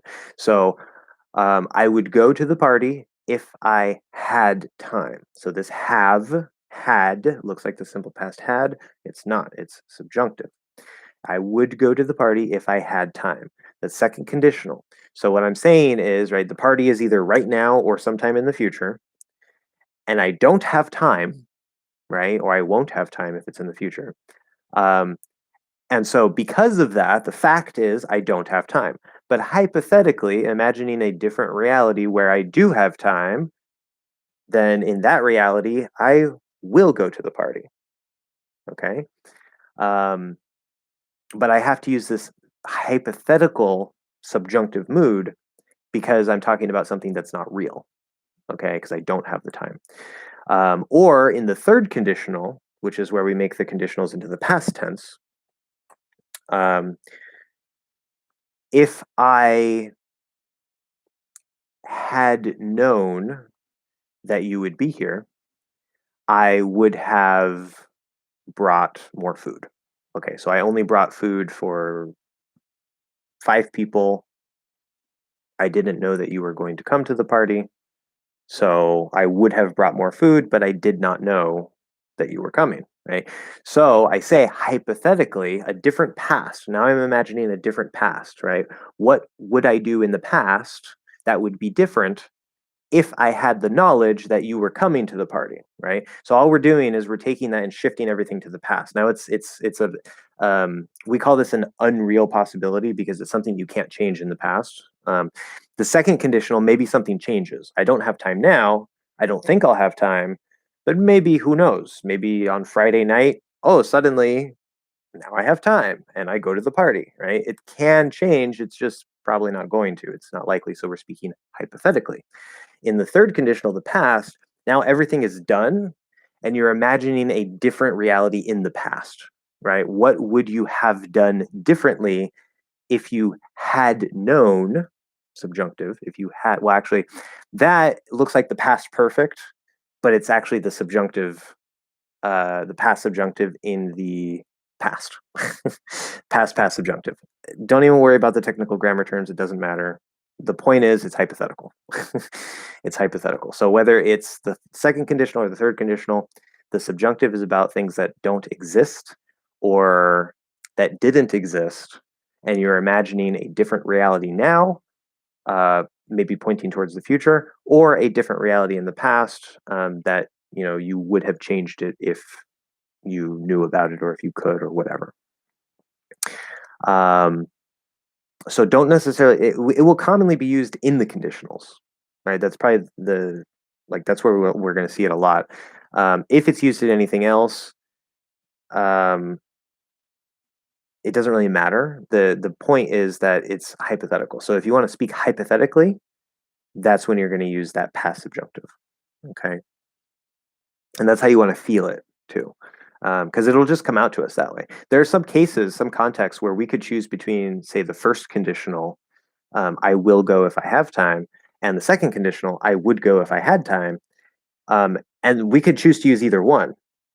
And we might choose to use one depending on what we want to communicate, right? So let's say the party is on Friday. Let's say today is Monday. So it's going to be in a week.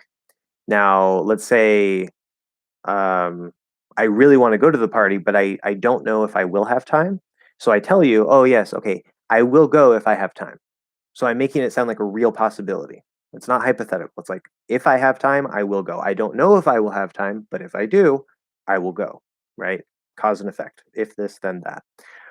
But in that same exact case, and there could be different reasons, but I'll just pick a reason here. Let's say I don't want to go, but I don't want you to know that. Like maybe it's just like, I really don't want to bother, but I don't want to hurt your feelings, right? Because it's your party. And I say, I would go if I had time. So I don't know if I'll actually have time on Friday. Maybe I'll be busy, maybe I won't. But by putting it hypothetically, right, it kind of sounds softer. Like, well, I can't really change it. I don't have time. I'm probably not going to have time. So I would go, but, I really can't because this is the reality. I don't have time. And so that's one subtle way that we use language to maybe make things seem a certain way or to convey certain subtle details by choosing a particular form of the grammar. So again, it's that hypothetical versus the real, right? The non-hypothetical. So that's how you want to look at it, regardless of what structures it might be used in. So when you're talking about rounding in terms of the fourth value, you mean the shape of the tongue as opposed to the lips. Oh yeah, good point. Yes. The ad doesn't have any lip rounding. If so, how do you round the tongue when articulating the vowel? So I use the term rounding, and that confuses some people, which I understand. And the reason why I say the tongue is a little more rounded compared to flat is because the way that it feels in my mouth, it's not necessarily that the tongue is like round, it just feels to me that like the front of the tongue, which is where the sound is placed, and the general shape of the tongue, it's not like this. Okay, so like this is the bottom of your mouth. It's not like this. It's not like ah ah ah ah. That's kind of flat. You don't really do anything. Where if you kind of do instead of ah ah ah ah ah ah ah uh-huh ah ah ah ah, and it might even be kind of hard to see, but it feels very subtly like there's a little bit of muscle that's kind of like there's a little bump here. There's a little bit of tenseness there. And so I describe that as like it feels a little rounded compared to just being just straight flat. But that's probably not the most scientifically accurate way to describe it. So yeah, that's what I mean by that. And how do you do it? If I could explain that easily, I would. It's one of the most difficult things to teach. And just like all other sounds, at the end of the day, it's something that you have to find in your mouth. Like, I can give you 20 different ways, 20 different explanations for how to make a particular sound. But at the end of the day, you're the one who has to go and try to use your tongue in a particular way to produce that sound. So that's why you need to get feedback, right? And see if it sounds good or not. And then you make little changes, sort of in the direction of what's being described. If it's sounding better, not sounding so great, whatever. So it's just the way that I kind of try to explain it, and maybe it's not the best way. But by the way, could you look up this video, Our Canada Story, Kevin Takahide Lee? Okay. And listen to 49 Seconds for Grandfather and Man. Those 147 Back Japan, and does the speaker sound British to you? Okay. Let's see.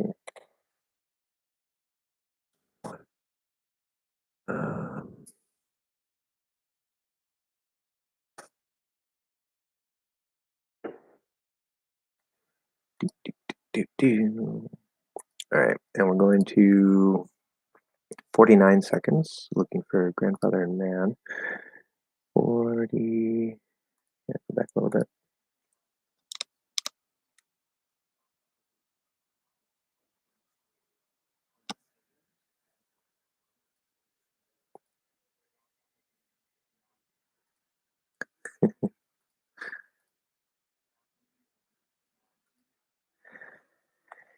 Uh, yeah, so I'm going to assume that he has like a Canadian accent, seeing how this is like a Canada thing. Japanese Canadians, yeah. If you were not to give me any context, nothing about Canada, I didn't know his name because obviously it sounds like an Asian name, or anything like that, and I just heard those two words, I would actually guess Irish. It doesn't sound British, it sounds Irish, which I don't know if I could reproduce that, but man, yeah, I can't do it. I don't have a very good Irish accent, but it sounds Irish to me. Which maybe there's something about, I know that there were Irish immigrants to America, Irish immigrants to Canada. Maybe the place that he's from historically has like some Irish mix in the accent. I don't know. Maybe that it would explain it, but it sounds Irish to me, not British, for those two particular words. Now, 147. 147. Okay, let's see. And we're looking for what? Back Japan and. Okay.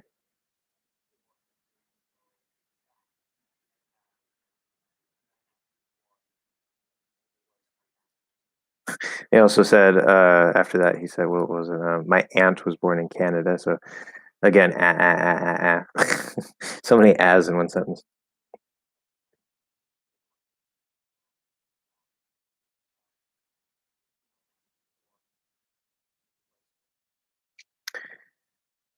Hmm.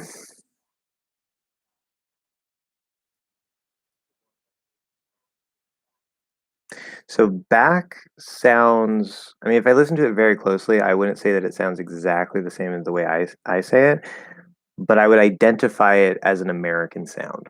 Like it sounds closer to the American sound than anything else, and I wouldn't even second guess it. Like it doesn't sound British to me. It doesn't sound anything special.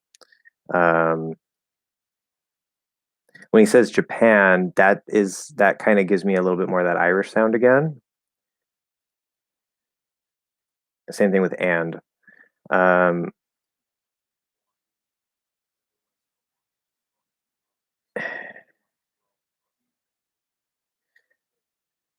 trying to listen to more of him.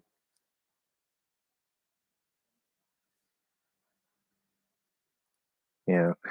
Because I want to say that I'm detecting very, very, very slight hints of like a Japanese accent. Super, super, super subtle, super, super, super minor. The more I listen to him, the more I'm like, no, that isn't there.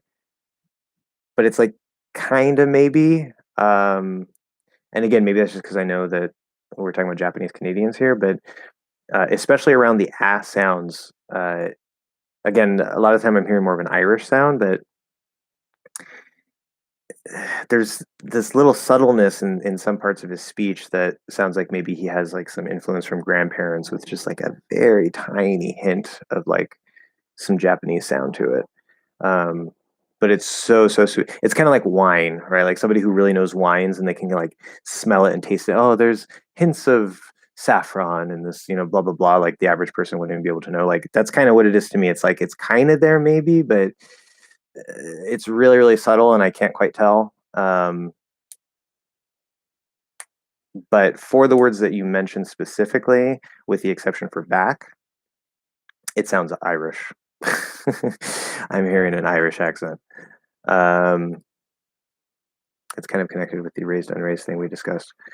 Um, yeah, I mean, it might be kind of part of that range. I don't know. But okay, Professor, should I just word my okay? So we reworded this. It looks like. Should I just word my greetings to David as "Hope you are well" instead of "Hope you are doing well"? As in, does the latter connote? Uh, okay, so no of. We don't connote of something. Just connote something.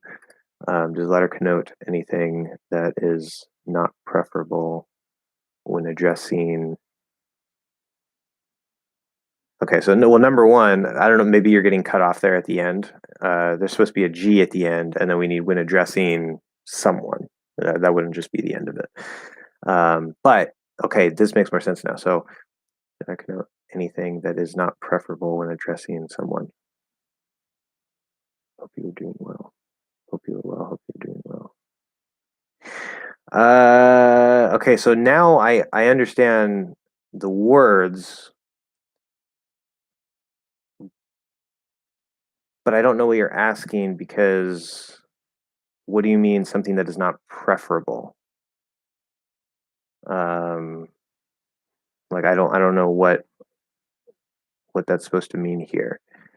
So if you say hope you are well or hope you are doing well, it's just two ways to say the same thing. Like it doesn't matter. You can the doing is optional. um, in this particular sentence, they're both common versions of the same greeting. Doing in this case doesn't mean doing anything particular. It just means in general, like how are you doing? How is your life going? Right. Um, now, doing well, which again, both of them could be used in this case as well, but the doing might be a little bit more common if somebody is like sick, right? Hope you're doing well. Hope the current status of your health is in a better condition. But you could also say, "Hope you're well," even if they're sick. "Oh, I hope you're well." Now that sounds like maybe recovered, right? Where doing well could be like maybe you're improving. So there could be a little subtle difference there. But if it's just a greeting to somebody, then they're not sick or anything. Then they're just two ways to say the same thing. It doesn't matter. So yeah.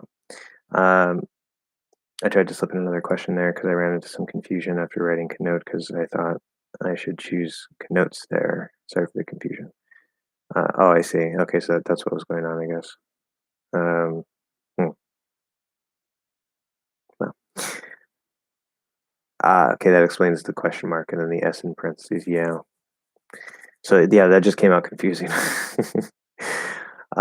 If you want to do something like that, then what you would do is you write connote slash connote with the S or and then a question mark, or you can do connote S in parentheses question mark. So then I know because I'm going to read that as connote or connotes question mark. So you're not sure which one. That's how we would interpret that the way that you were trying to communicate it. So we would probably write it like this.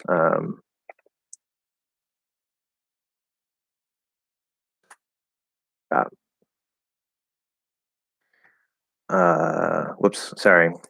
Two S's there, not supposed to be two. There we go, yeah. So if you write it like that, then and then you continue with the sentence, I'm going to interpret that as you're not sure if it should have an S or not. Okay, could you check the first video on the site? Uglish, set the word middle and put in US option instead of all. I can't notice him making a flap. You cancel the video too. I'm interested. to know what he made with this word. Okay, so let's see here. English. I don't care who I. Okay, U.S. middle.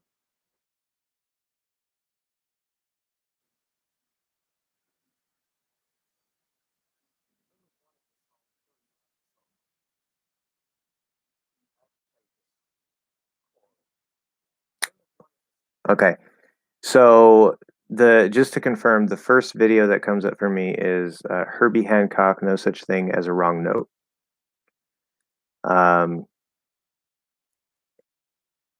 Now, this guy has a little bit of a regional accent. And I'm not exactly sure how I would classify it, but it kind of sounds to me like this is the type of accent that I commonly hear from, which is funny because he's African American, he's a musician, and African American musicians, I'm not saying all of them obviously, but a lot of African American musicians, especially like in jazz and stuff, and I'm excluding rap and hip hop. I know they're still musicians too, but sort of like they're usually a little older, they're into like jazz or, you know, maybe more classical type music, whatever, piano. They tend to kind of have this type of pronunciation. So, at least in my experience, which is very limited, but I've heard that type of accent and dialect from that specific group of people a lot. Older African American musicians. Because he even says like one of the songs, right? In the middle of one of the songs, right? He kind of has that sort of sound instead of one of the songs, one of the song, one of the songs, one of the songs, one of the songs. So it's not just that he has a bunch of different sounds that are going on that are wouldn't be considered general, but in the middle, yeah, he's flapping the D. He's definitely flapping the D. Let me slow it down a little bit.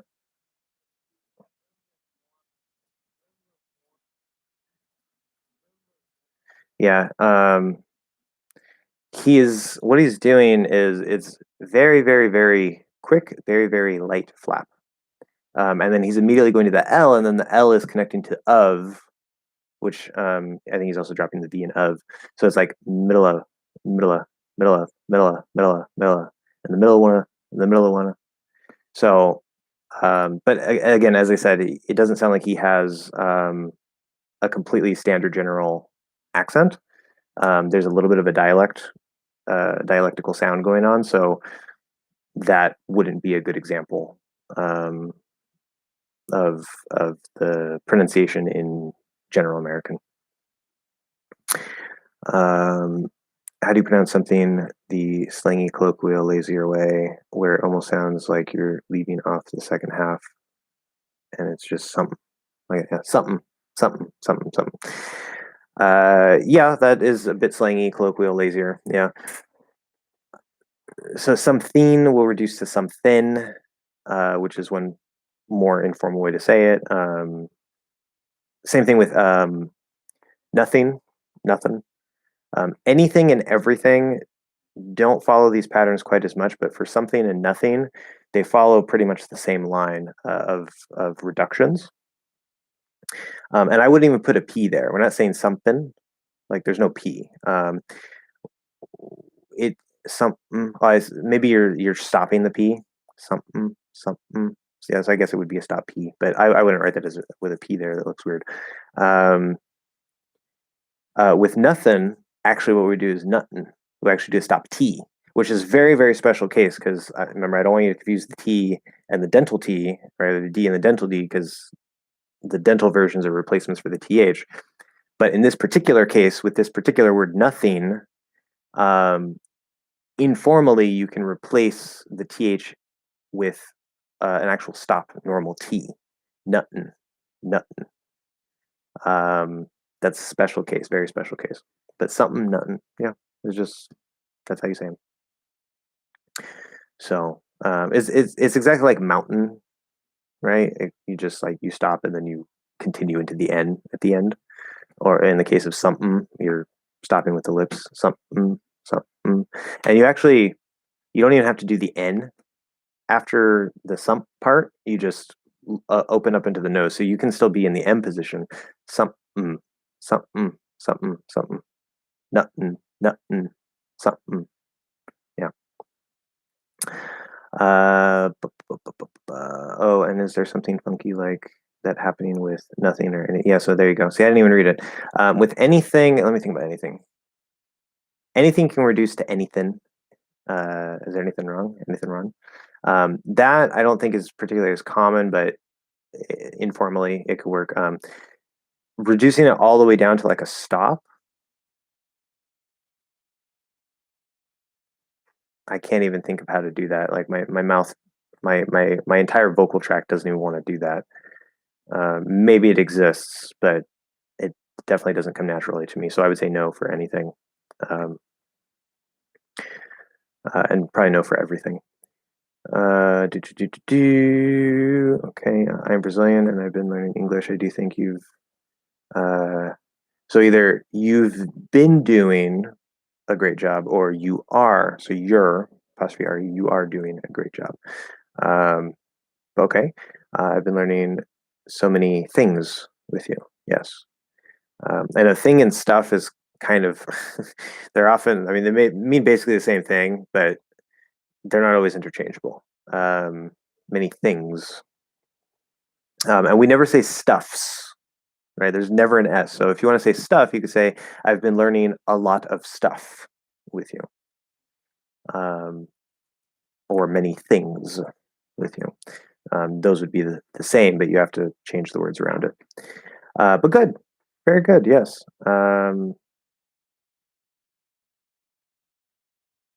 Yeah, the Portuguese isn't coming to me. Yeah, tá bom. Tá bom. I don't really speak Portuguese. I just know a very, very tiny little bit. But yeah, very good. Always glad to have viewers that are learning. Ow, I hope that doesn't open. I cut myself the other day, and I may have just opened my scab. Yep, I think that opened. Hopefully it doesn't bleed too much. Anyway, but yeah, I mean, if you have any questions, definitely let me know, and we can talk about that as well. But thank you for letting me know. We have quite a few Brazilians here. Many of them come into the chat, and so it's always good to have another Brazilian. Very good. Santiago, I agree. His YouTube videos are amazing. Well, thank you very much. Good. Matt S. Hi, I bought your book about prepositions, yet I still have trouble understanding the difference between, for example, mercury is deleterious to health, carrot is good for health. Wait, what? Why we use to with dangerous or deleterious and for with good and bad. Okay, hold on.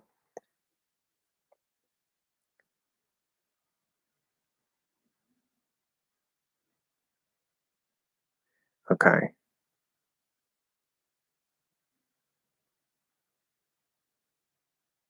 Okay. Yeah, so well, the first thing I'll say is deleterious is a very fancy word that most people don't use in everyday speech. But yeah, dangerous to something, deleterious to something, it would be the same. So okay, as I was explaining this a bit earlier, actually. So the one thing to keep in mind, right? So I call it the logic of English prepositions. And I do very strongly believe that there is an internal logic to each language of how things operate. The point of the approach is to build the feeling, right? That's the ultimate end goal. And so it actually doesn't matter. Like somebody could say, well, there is no logic, and maybe that's true, but the approach helps you build the feeling, which I tested with several students and verified that that approach does work. So now not everybody likes it. Maybe it won't work for everybody, but I know that using this logical approach to build the feeling does work. If you're approaching things from a generally like a general logic perspective, a lot of the time things will work. But languages have their own personalities. Okay, they all have their own personalities that is semi-independent from the speakers of that language. And when we get into dialects and stuff, there's a little bit more so there's like a British version of the personality and an American version of the personality, which are largely the same. But for example, British people say, I'll see you at the weekend, which sounds completely wrong in American English and very, very strange. We say, I'll see you on the weekend. And so there's a couple little things that are different between some regions. I wanted to use detrimental. I hate it and love it at the same time. It helps me a lot. Yeah. Okay. Detrimental too also would work there too. But so big differences or big regional separations aside, like obviously British English is in a different part of the world, Australian English is a different part of the world. There's going to be some little tiny differences here and there. We're focused on American English, which is what the book is focused on. And it's going to be largely the same in other areas, just with some slight differences for the actual use of some prepositions. So that's the first point to keep in mind, is that just because something is generally logical doesn't necessarily mean, it often will, but it doesn't necessarily mean that the personality of that language in that particular case likes that. And I know that could be a little bit frustrating, but the general benefits of the approach outweigh those little inconveniences that can kind of be confusing. It's like, well, why doesn't it work? Because English doesn't like it. Like the personality of the language just doesn't like that particular preposition in that particular case. So that's one thing to keep in mind. But what I would also say, for example, focus on. Okay. Now, I know you're asking about 2 and 4, and there's actually sort of a special thing going on between 2 and 4 as well. But there's another important point I need to explain here that will directly connect to that and help to explain what's going on. When we say focus on or depend on, okay, words don't exist in isolation. Okay, so when we say, okay, this is the logic of on, or this is the feeling of on, and we say, okay, these are the keywords, blah blah blah, whatever. Yes, that helps to say, okay, what is the root of this preposition? But there's a particular reason why certain verbs will use certain prepositions. And it's in reality, it's actually a combination between the logic and feeling of the preposition and the logic and feeling of the verb. And when they combine, they express a particular thing. Okay, so the focus of the book on notice I just said focus of, right? And there's a reason why we can maybe use different prepositions. That's part of what I'm explaining here. But the focus of the book is on the prepositions particularly. It's not so much on the verbs. I talked a little bit about common verbs that get used with certain prepositions, but it's really about the prepositions themselves. However, the reason why certain verbs use certain prepositions isn't just because of the preposition itself. It's because of what that verb means, right? And then we know, for example, on and about are very, very close, and about is a scope, which you might think we should say focus about because it's like focusing as a scope. But again, just because it can be logical doesn't mean that the language will like it and it will always apply. So that's sort of that gray area again. But when we say focus, right, you can think, okay, well, focus is your conscious attention. It's like a light is turned on, right, your conscious awareness, and it's directed at, right? We actually explain it directed at, that's the target, that your attention is on, right? So now it's like this thing that you're focused on, whether it's physical or not, it's like a platform or a surface that you're looking at, right? So it makes sense that focus and on would naturally go together. And on is the standard preposition that focus uses. Now, I said earlier, right, the focus of the book. So sometimes a particular verb might only just take one preposition, and that's just all it takes. But quite often, many verbs, they'll have sort of a standard preposition that it usually uses, like focus on, look at, listen to, right? But sometimes what will happen is there might be other possible verbs depending on what we're actually saying. So if I say the focus on the book, that doesn't make sense because we're not looking at the book as a platform or a surface or a topic or whatever it is. We're saying, what is the focus of the book? Here we're going to use of because of we know is either part or content. And so the book has different parts. And one of those parts is the focus of the book. What is the thing that we are focusing on inside the book? So in that case, it makes sense to say focus of, the focus of the book, right? Just like the color of the sky. Color is part of the sky. So focus is part of the book. So there's that, right? That's going on in the background always, right? It's actually everything is connected, the verbs and the prepositions and the things after the prepositions. And then of course, remember, chunks are important as well. So sometimes it might be verb plus preposition plus the thing after it, and it all goes as one chunk. Sometimes you might have verb and then like a prepositional phrase, and the preposition and the verb actually aren't connected. They're just next to each other in the sentence. Okay, so that's another thing to keep in mind. But all of that aside, that's all background, right? Those are all things to keep in mind. When we're talking about 4 and 2, okay, as you probably know, since you went through the book, since you're having this question, maybe I don't know if you've gotten to 4 yet because 2 is before 4. But 4 and 2 have a particular area where they are super, super, super close. And this is a common problem for all English learners.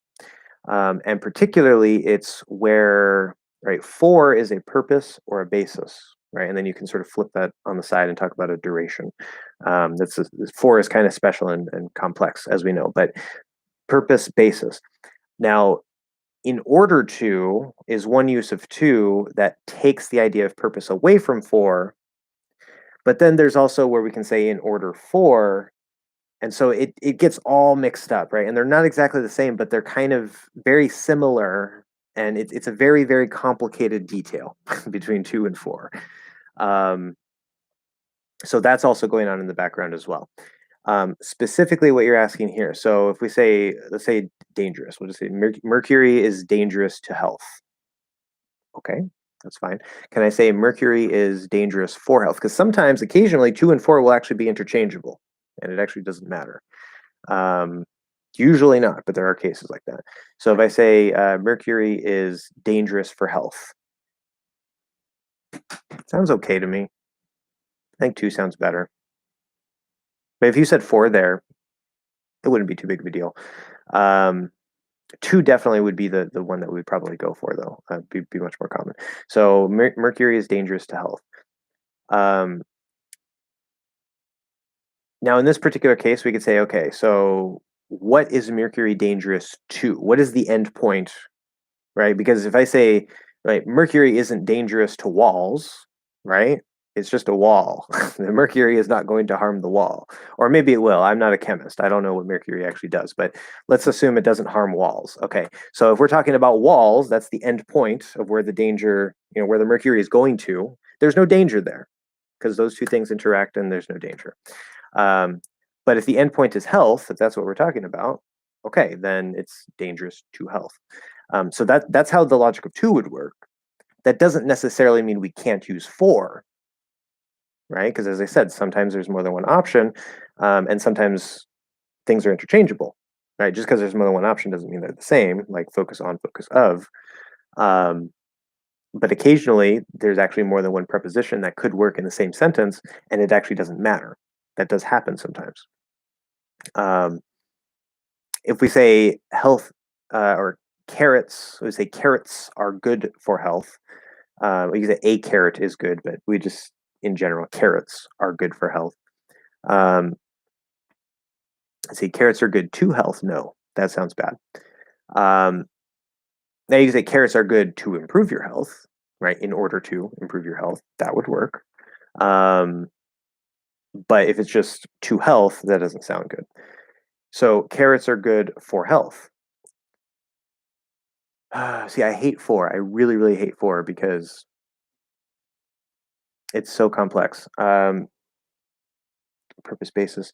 So here, which sometimes when it comes to for, like even my explanations, I'm kind of like, that's almost kind of a stretch.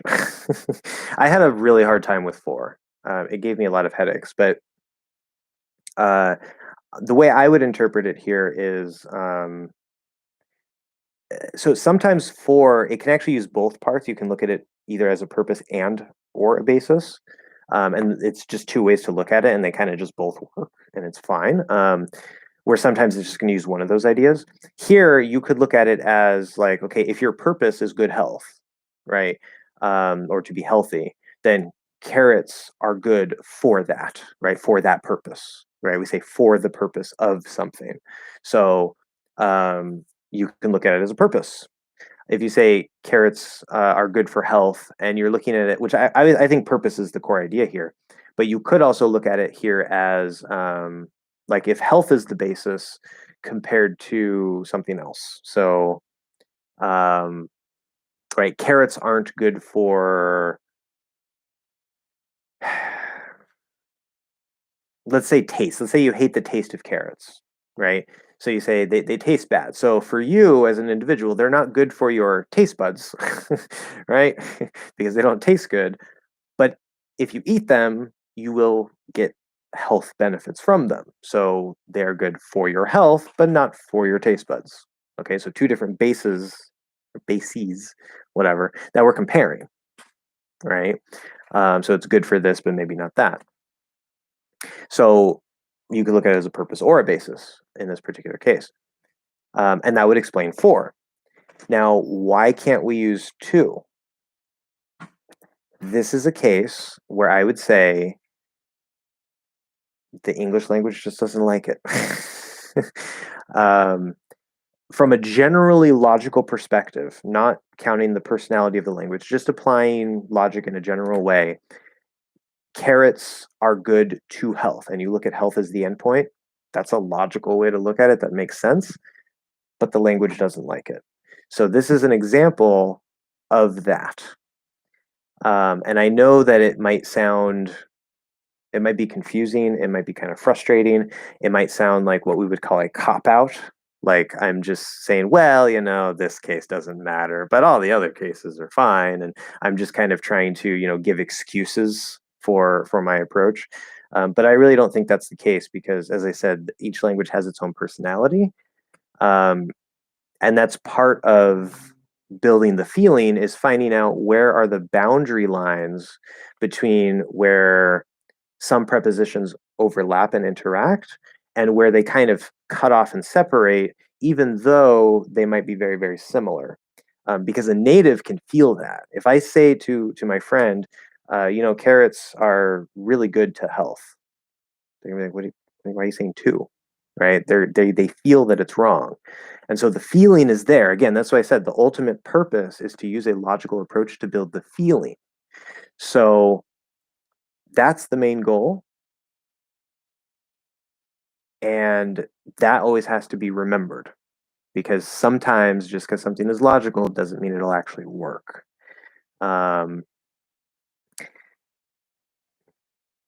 So sorry if that doesn't help. But as long as you keep going, trying to build the feeling, and you're trying to, there's going to be some difficult points like that are going to take a little longer to sort out. But if you're doing the exercises in the workbook, if you are, trying to use them, whether in writing or especially speech, and you're making mistakes, you're getting things corrected so that you know if you're using them correctly or not. You still need to go through that process of trying to use them and getting feedback. It's just that, which I know from experience, experimenting with some students, this drastically helps to speed up that process and helps you start to build the feeling a lot faster and more easily compared to if you didn't use this approach and you just spent, a long, long, long time with the language and slowly starting to get like, okay, yeah, that sounds right. That doesn't sound right. This is a lot faster and a lot easier. But of course, it's not perfect. and some things are a little difficult. That is true. So I hope that is in some way helpful. So moving on. Okay, we'll keep the stream running. Okay, good. Wait, hold on. I missed something. David.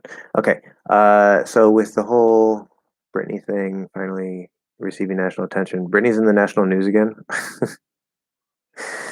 I really don't know. I had no idea. Could you break down the pronunciation of, okay, so conservatorship. So conservator, flap D, conservator. That OR is an it's not an or, because it's unstressed. Conservator, conservator, and then ship, conservatorship, conservatorship. Obviously, conservator is just the first part of that without the ship at the end, so that's the same. Conservator, conservator, and conservatee, conservatee. Now, why does that T get pronounced as a T and that is a flap D? Because it's not at the start of an unstressed syllable. Right, just like we say employee, that's the stress. Employer, employee. Conservator, conservatee. Right? So it actually goes into a T sound because it's stressed. So there you go. I wanted to use, oh yeah, I got that. Doppelganger. Okay, lots from Doppelganger. Let's see. How can I say that sometimes, what time is it? God, it's already 2:22. Feels like it's only been like half an hour. Okay, so we got maybe like 38 minutes left, and then we'll be done. So it's a good thing I'm kind of close to catching up. Okay, how can I say that sometimes my mind is not fully involved in the conversation? It's in the clouds. Well, you could say my mind's in the clouds, or my head's in the clouds. That's a standard phrase. My head's in the clouds. Sorry, my head's in the clouds. I wasn't paying attention. I was thinking get lost in conversations or get lost in thoughts. Okay, if you say get lost in conversations, that means that you're so engaged in the conversation that you don't notice anything outside of the conversation. Like you forget the time, you don't notice somebody, walking next to you or whatever it is. So that would be the opposite of what you're trying to say. If you say get lost in thoughts, that would be something that's more appropriate. So there's a conversation, but then you got lost in a thought or in your thoughts or whatever it is. I get lost in conversations very easily. Okay, actually, there's two ways to parse that and interpret that. This is a good point for chunks. Okay, if you say I get lost in conversations, that could be what I just described. Like you're getting lost inside the conversation. Okay, so you don't notice anything outside of it. But it can also be interpreted as I get lost when I'm in or when I'm having a conversation. So you get lost inside the conversation, meaning that you can't track the conversation and so it can be interpreted two different ways, actually. So that would be what you're trying to say, but it may not be clear which one you mean. Because my first thought was actually the opposite. I'm not sure it was what he understood exactly. He probably interpreted it the other way. There are phrases like that sometimes where there's two different ways to look at it, and we might interpret it the wrong way. I searched, and lost in conversations means that you're so deeply involved in the conversation that you may not be aware exactly what's happening around you, lose track of time. Like when you two peoples don't see. Okay, so no you. When two people is already plural. So when two people don't see each other for a long period of time and start to talk for hours and hours, exactly. Also, get lost is a rude way to say to someone, okay, get lost is a rude way to tell someone to go away. So to tell someone to go away. Tell is the best verb there because it's not about what you're saying, it's about who you're telling, right? That's the main difference between say and tell. You say something to someone if the focus is on the words that you're saying. You tell someone something if the focus is on who you're telling, who you're talking to. Okay, so get lost is a rude way to tell someone to go away. I actually meant the opposite, that I get distracted very easily and I end up not knowing what I was just saying minutes ago. Using get lost in is wrong for what I wanted to mean. Okay, so yeah, so this get lost in isolation has nothing to do with the phrase. If you say I get lost in conversations, that has nothing to do with get lost, like the meaning to go away. So you can use right, get lost by itself has a particular meaning, but you can use get lost in a bigger phrase and it doesn't mean the same thing. Okay, so that doesn't matter. Especially if you're saying I get lost. Here, this is just the regular meaning of like I become lost, like I lose where I am. I don't know where I am. So yeah, I basically already explained it. So it's not wrong. It's just it can be interpreted two different ways, and I would probably say something like it's like, oh, sorry, I got lost in my thoughts, or I wasn't, so I wasn't paying attention, or um, sorry, I lost track of what we're talking about or something. And especially if it's a language gap problem, like maybe you can't completely keep up with the English, um, which it might just be how your brain works. My brain does that too. But if it's a language thing, then I mean that's very understandable. And you say, oh, um, I get lost in conversations because I can't always keep up with the English, or keep up with the language. Like I have some trouble following everything that's being said, and that's perfectly fine. If you say that, perfectly fine. That would be that would be understood properly if you gave a little bit more clarification to it. Then it wouldn't be misunderstood. So yeah, you're on the right track. Good. Do you make a distinction between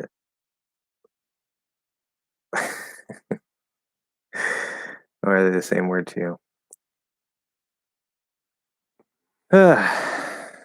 Okay. So I've heard pronunciation of bourgeois, bougie, and bourgeoisie. And I don't think those are all the same. Maybe they are.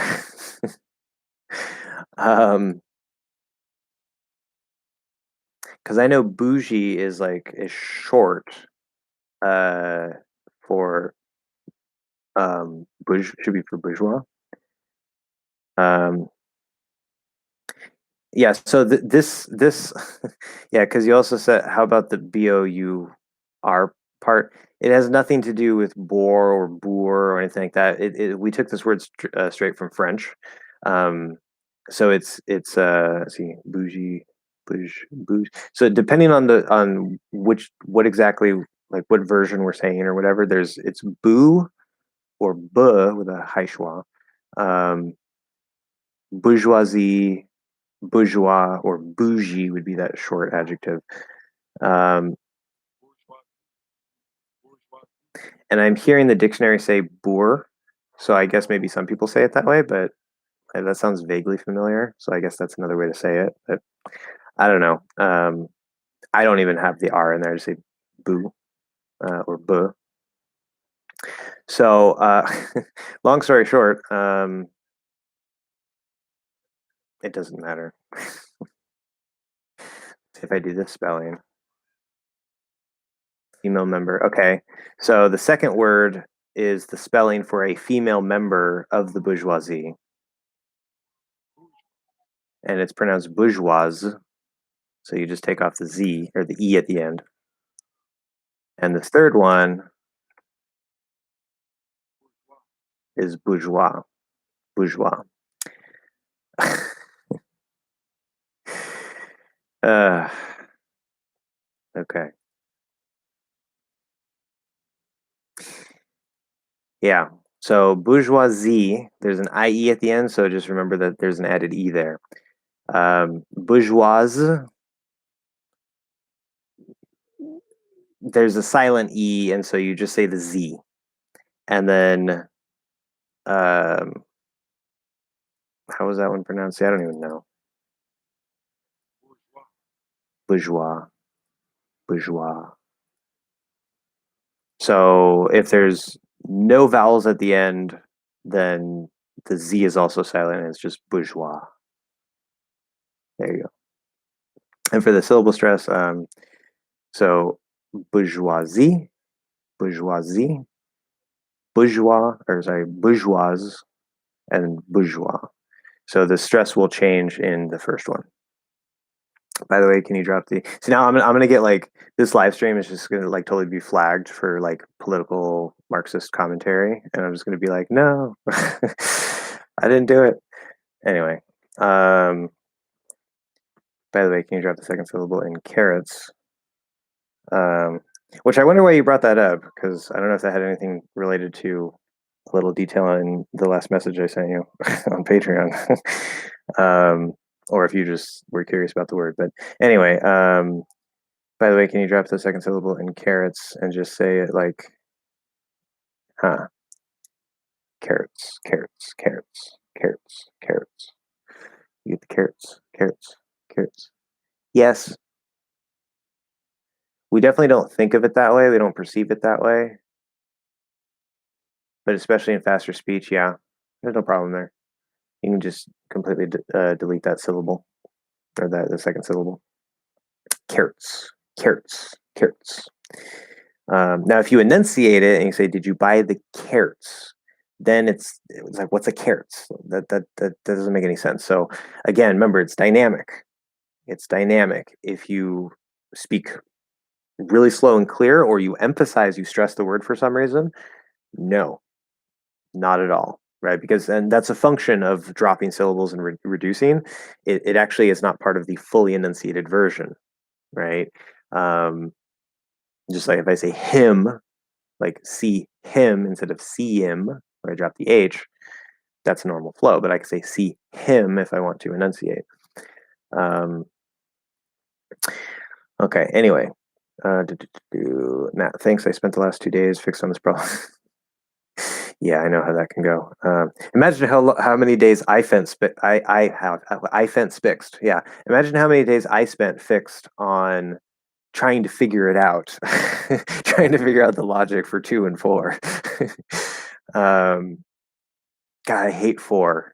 4 and I think by are my 2 least favorite prepositions, and they're just so difficult. But anyway, thinking that maybe I'm too dumb or missing something, I thought that maybe dangerous has implied action causing, so it implies a caused action. That might be better. And good for purpose, eating carrot. What purpose? Yeah. So exactly. So it's about a purpose. Yeah. The health basis, like assuming some standards defining health, and it will help with that. Yeah. So I mean, right direction, kind of. The it can be tricky. It can be tricky. And again, I'll reiterate the feeling, because I have some students that I was testing the idea with as I was developing it, like trying to figure out like, okay, what's the logic for this one? What's the logic for that one? So I was in the process of writing the book, and I was testing things on some students that I had at the time, and not only did their use of prepositions improve, but they started to spontaneously use phrasal verbs that they had never heard or seen before. Sometimes they were wrong. I was like, okay, it actually does make sense, but we don't say that phrasal verb. It doesn't exist in English. But a lot of the time they would actually use phrasal verbs. And it's not like, they were speaking completely like a native using phrasal verbs left and right, but they were starting to actually spontaneously use phrasal verbs in the middle of conversation that they had never heard before, they had never seen before. And a lot of the times it was right. And so there is still that practice element where you will still get some things wrong. And you need to work through that. But it's that feeling. It's the feeling. Always focus on trying to develop the feeling for Remember, it's a logical approach, but also try to feel, okay, why does uh, like carrots are good for health? Why does four feel right there? Right? If you know two doesn't work, but four does, you say, okay, well, how does two feel here? Like, why does it feel wrong? And sometimes that'll help, sometimes that might not. With four and two, you want to be careful because it can be very easily to confuse yourself. I have the benefit of being a native, and I would probably be very confused with four and two if I weren't a native. Um, so it is tricky. Some of them are tricky, but always focus on trying to develop that feeling and don't always just look at it as like pure logic necessarily, because we're just using the logic to build the feeling so you can kind of get that feeling inside of you. Ooh, I can pin messages from the chat. That's nice. I didn't know that. Anyway, LMAO, I'm sorry for these questions. Yeah, I know. This is your fault, David. Always giving me the hard stuff. Putting me on the spot. I blame you. That's okay. The Curious Soul, thank you for all the help, Professor. You're amazing, just like your app and books. Well, thank you very much. Glad you're enjoying them. It's past 3 here. Have a great week ahead. I'll keep the live running. Bye, everyone. Okay, well, yes, thank you very much. Thank you for watching and stopping by and the support and everything. Very much appreciated. And see you next week, hopefully. Maybe in some comments. Matt is laughing. Do native English speakers use the word kaput to describe something? Rare mistake from David, again. To describe something that stopped working. This is a case, we usually drop that to connect two ideas, but we can't do it 100% of the time. Why? I'm not sure. I'm sure there are reasons, and that's something I have to really explore to bring it into my consciousness, but I haven't completely nailed that down yet. Here, if you just say to describe something stopped working, it doesn't sound good. It sounds like broken English. So something that stopped working. The car engine suddenly went kaput. So yes, we do. We do use that. I believe that comes from, I guess, Hebrew or something, because I think it's like a Jewish expression or something. Like we have certain words that have kind of floated into general awareness, like mitzvah, mazel tov, right? Like certain words from there. So I think kaput, or maybe it's German. It might be German. Either German or Hebrew. I don't know. But either way. So yeah, not everybody uses it. I don't really use it myself. I just say it stopped working. But yeah, we use it. Yeah, the problem was exclusion. When I come up with one explanation, the second one works as well and fit into both categories. Yeah. Sometimes that'll happen and both will be right. Sometimes that'll happen. Well, a lot of the times that'll happen, and both of them won't be right, but maybe one of them will be right. So I know it's not a perfect approach.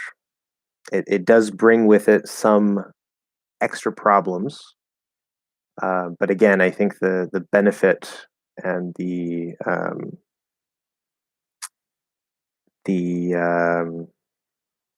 I don't want to say efficiency, but the benefits that you get outweigh the the negative things that come along with it, like the problems that kind of come along with it.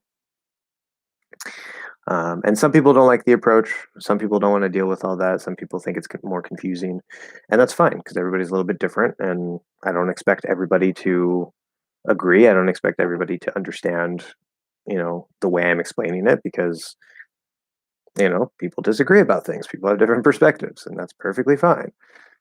Doesn't necessarily mean that I'm wrong or that they're wrong. It's just we're looking at things differently. Which reminds me, I had somebody on one of my Medium articles. Somebody commented the other day. basically saying that I was making everything up.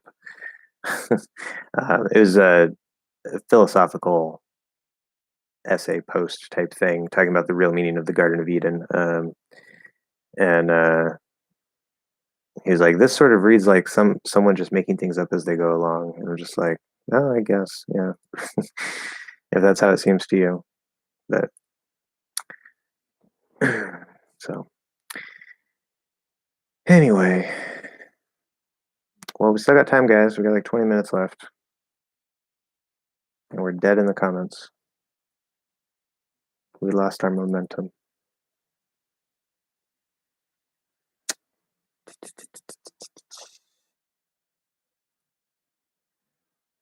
And now we get like 3 comments at once. Okay, thanks for using my thoughts and giving my brain something. Is that a word? Words that you guys use, I'm just like, am I a native speaker? Or am I missing something? Yeah, that's not a word. Yeah, Armageddon? That seems to be the closest thing. Magadon? Run Magedon? Oh, Rummagedon. Oh, see, no space. See, I couldn't even parse that right. Wait, is it rummaged? Because runmidge is, I don't know what you're saying. My brain rummaged on with your book. Polish hardcore triathlon. Ah, okay. See, I don't speak Polish, so I have no idea what that was referring to. Okay, so thanks for using my thoughts and giving my brain blank with your book. Okay. So to put that into terms that don't involve Polish, thanks for easing my thoughts and giving my brain or putting my brain through a triathlon. You could say that, putting my brain through a triathlon with your book. That would make sense. That would be fine. So instead of giving, putting, and then through a triathlon. These today and one pulled night gave me more understanding of preposition than nothing else. These today and one pulled night.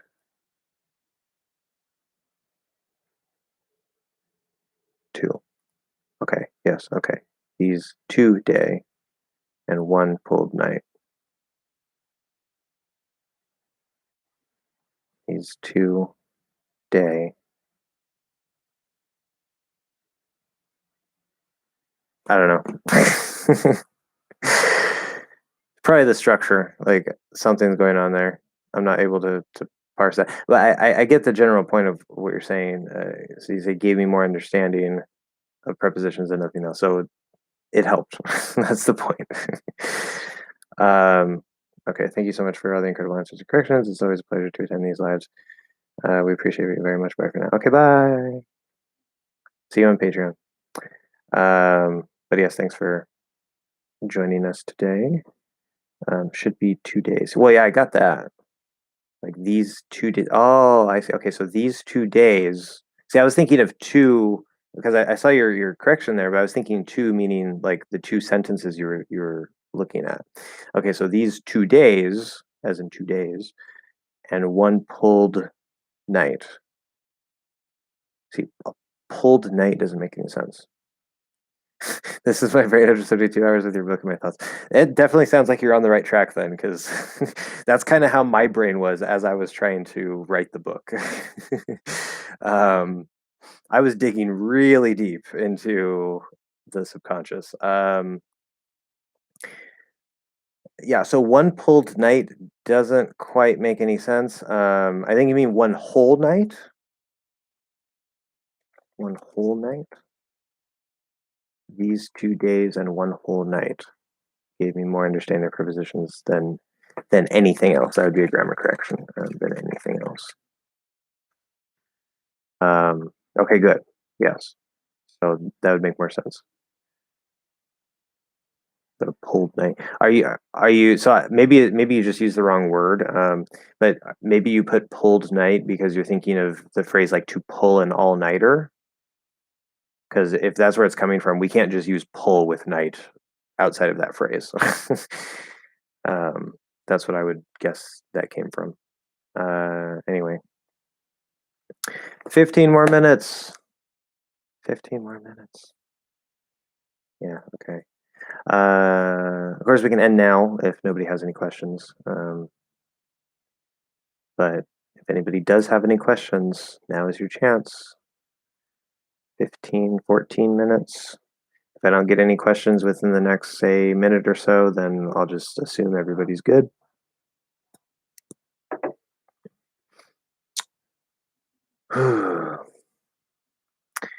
Yeah. The prepositions, though, whenever I get preposition questions on the stream, it always, we have a phrase like it hits me out of left field. It's actually supposed to be come out of left field, but we can use hit instead. As left field is like out of nowhere. Because I talk so much about pronunciation and I've been doing the pronunciation course. I'm still trying to do the preposition course for the video format. But a lot of what I do is the pronunciation. So people ask about pronunciation and then somebody's like, hey, your book, prepositions, here's a question. How does this work? And my brain is just on pronunciation. I'm like, I don't know. Let me think about it. What did I say? I have to like remind myself because all this preposition stuff is like I basically just tried to take what is subconscious within the mind of an English speaker, particularly an American English speaker, and use logic to build that feeling, as I said. But I'm sort of trying to make that subconscious, like explain it in a way that makes sense for what's actually going on underneath the surface. And so there are some things, sometimes people ask me, I have to go get my book and be like, I don't know, let me see what I said, because to me it's all just very natural and inborn, and I have to kind of double check exactly how I explain something or whatever, because I don't remember every little detail of what I put in the book. I just like when I wrote the book, I'm like, yes, this makes sense. So, and then I go back over it and I'm like, yeah, that makes sense. I remember what I was doing there. So sometimes it's a little difficult to answer those on the spot. But I'm tired. Got too much going on, guys. Too much going on. A lot more than just English teaching.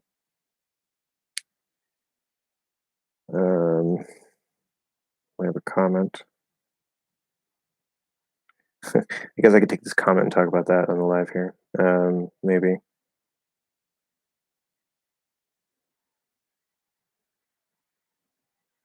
Yeah, we're not going to do that comment. I'll answer that later. Well, I'm not getting any questions. So I guess I'm going to go. But it was a good one. We had lots of great things going on today, I think.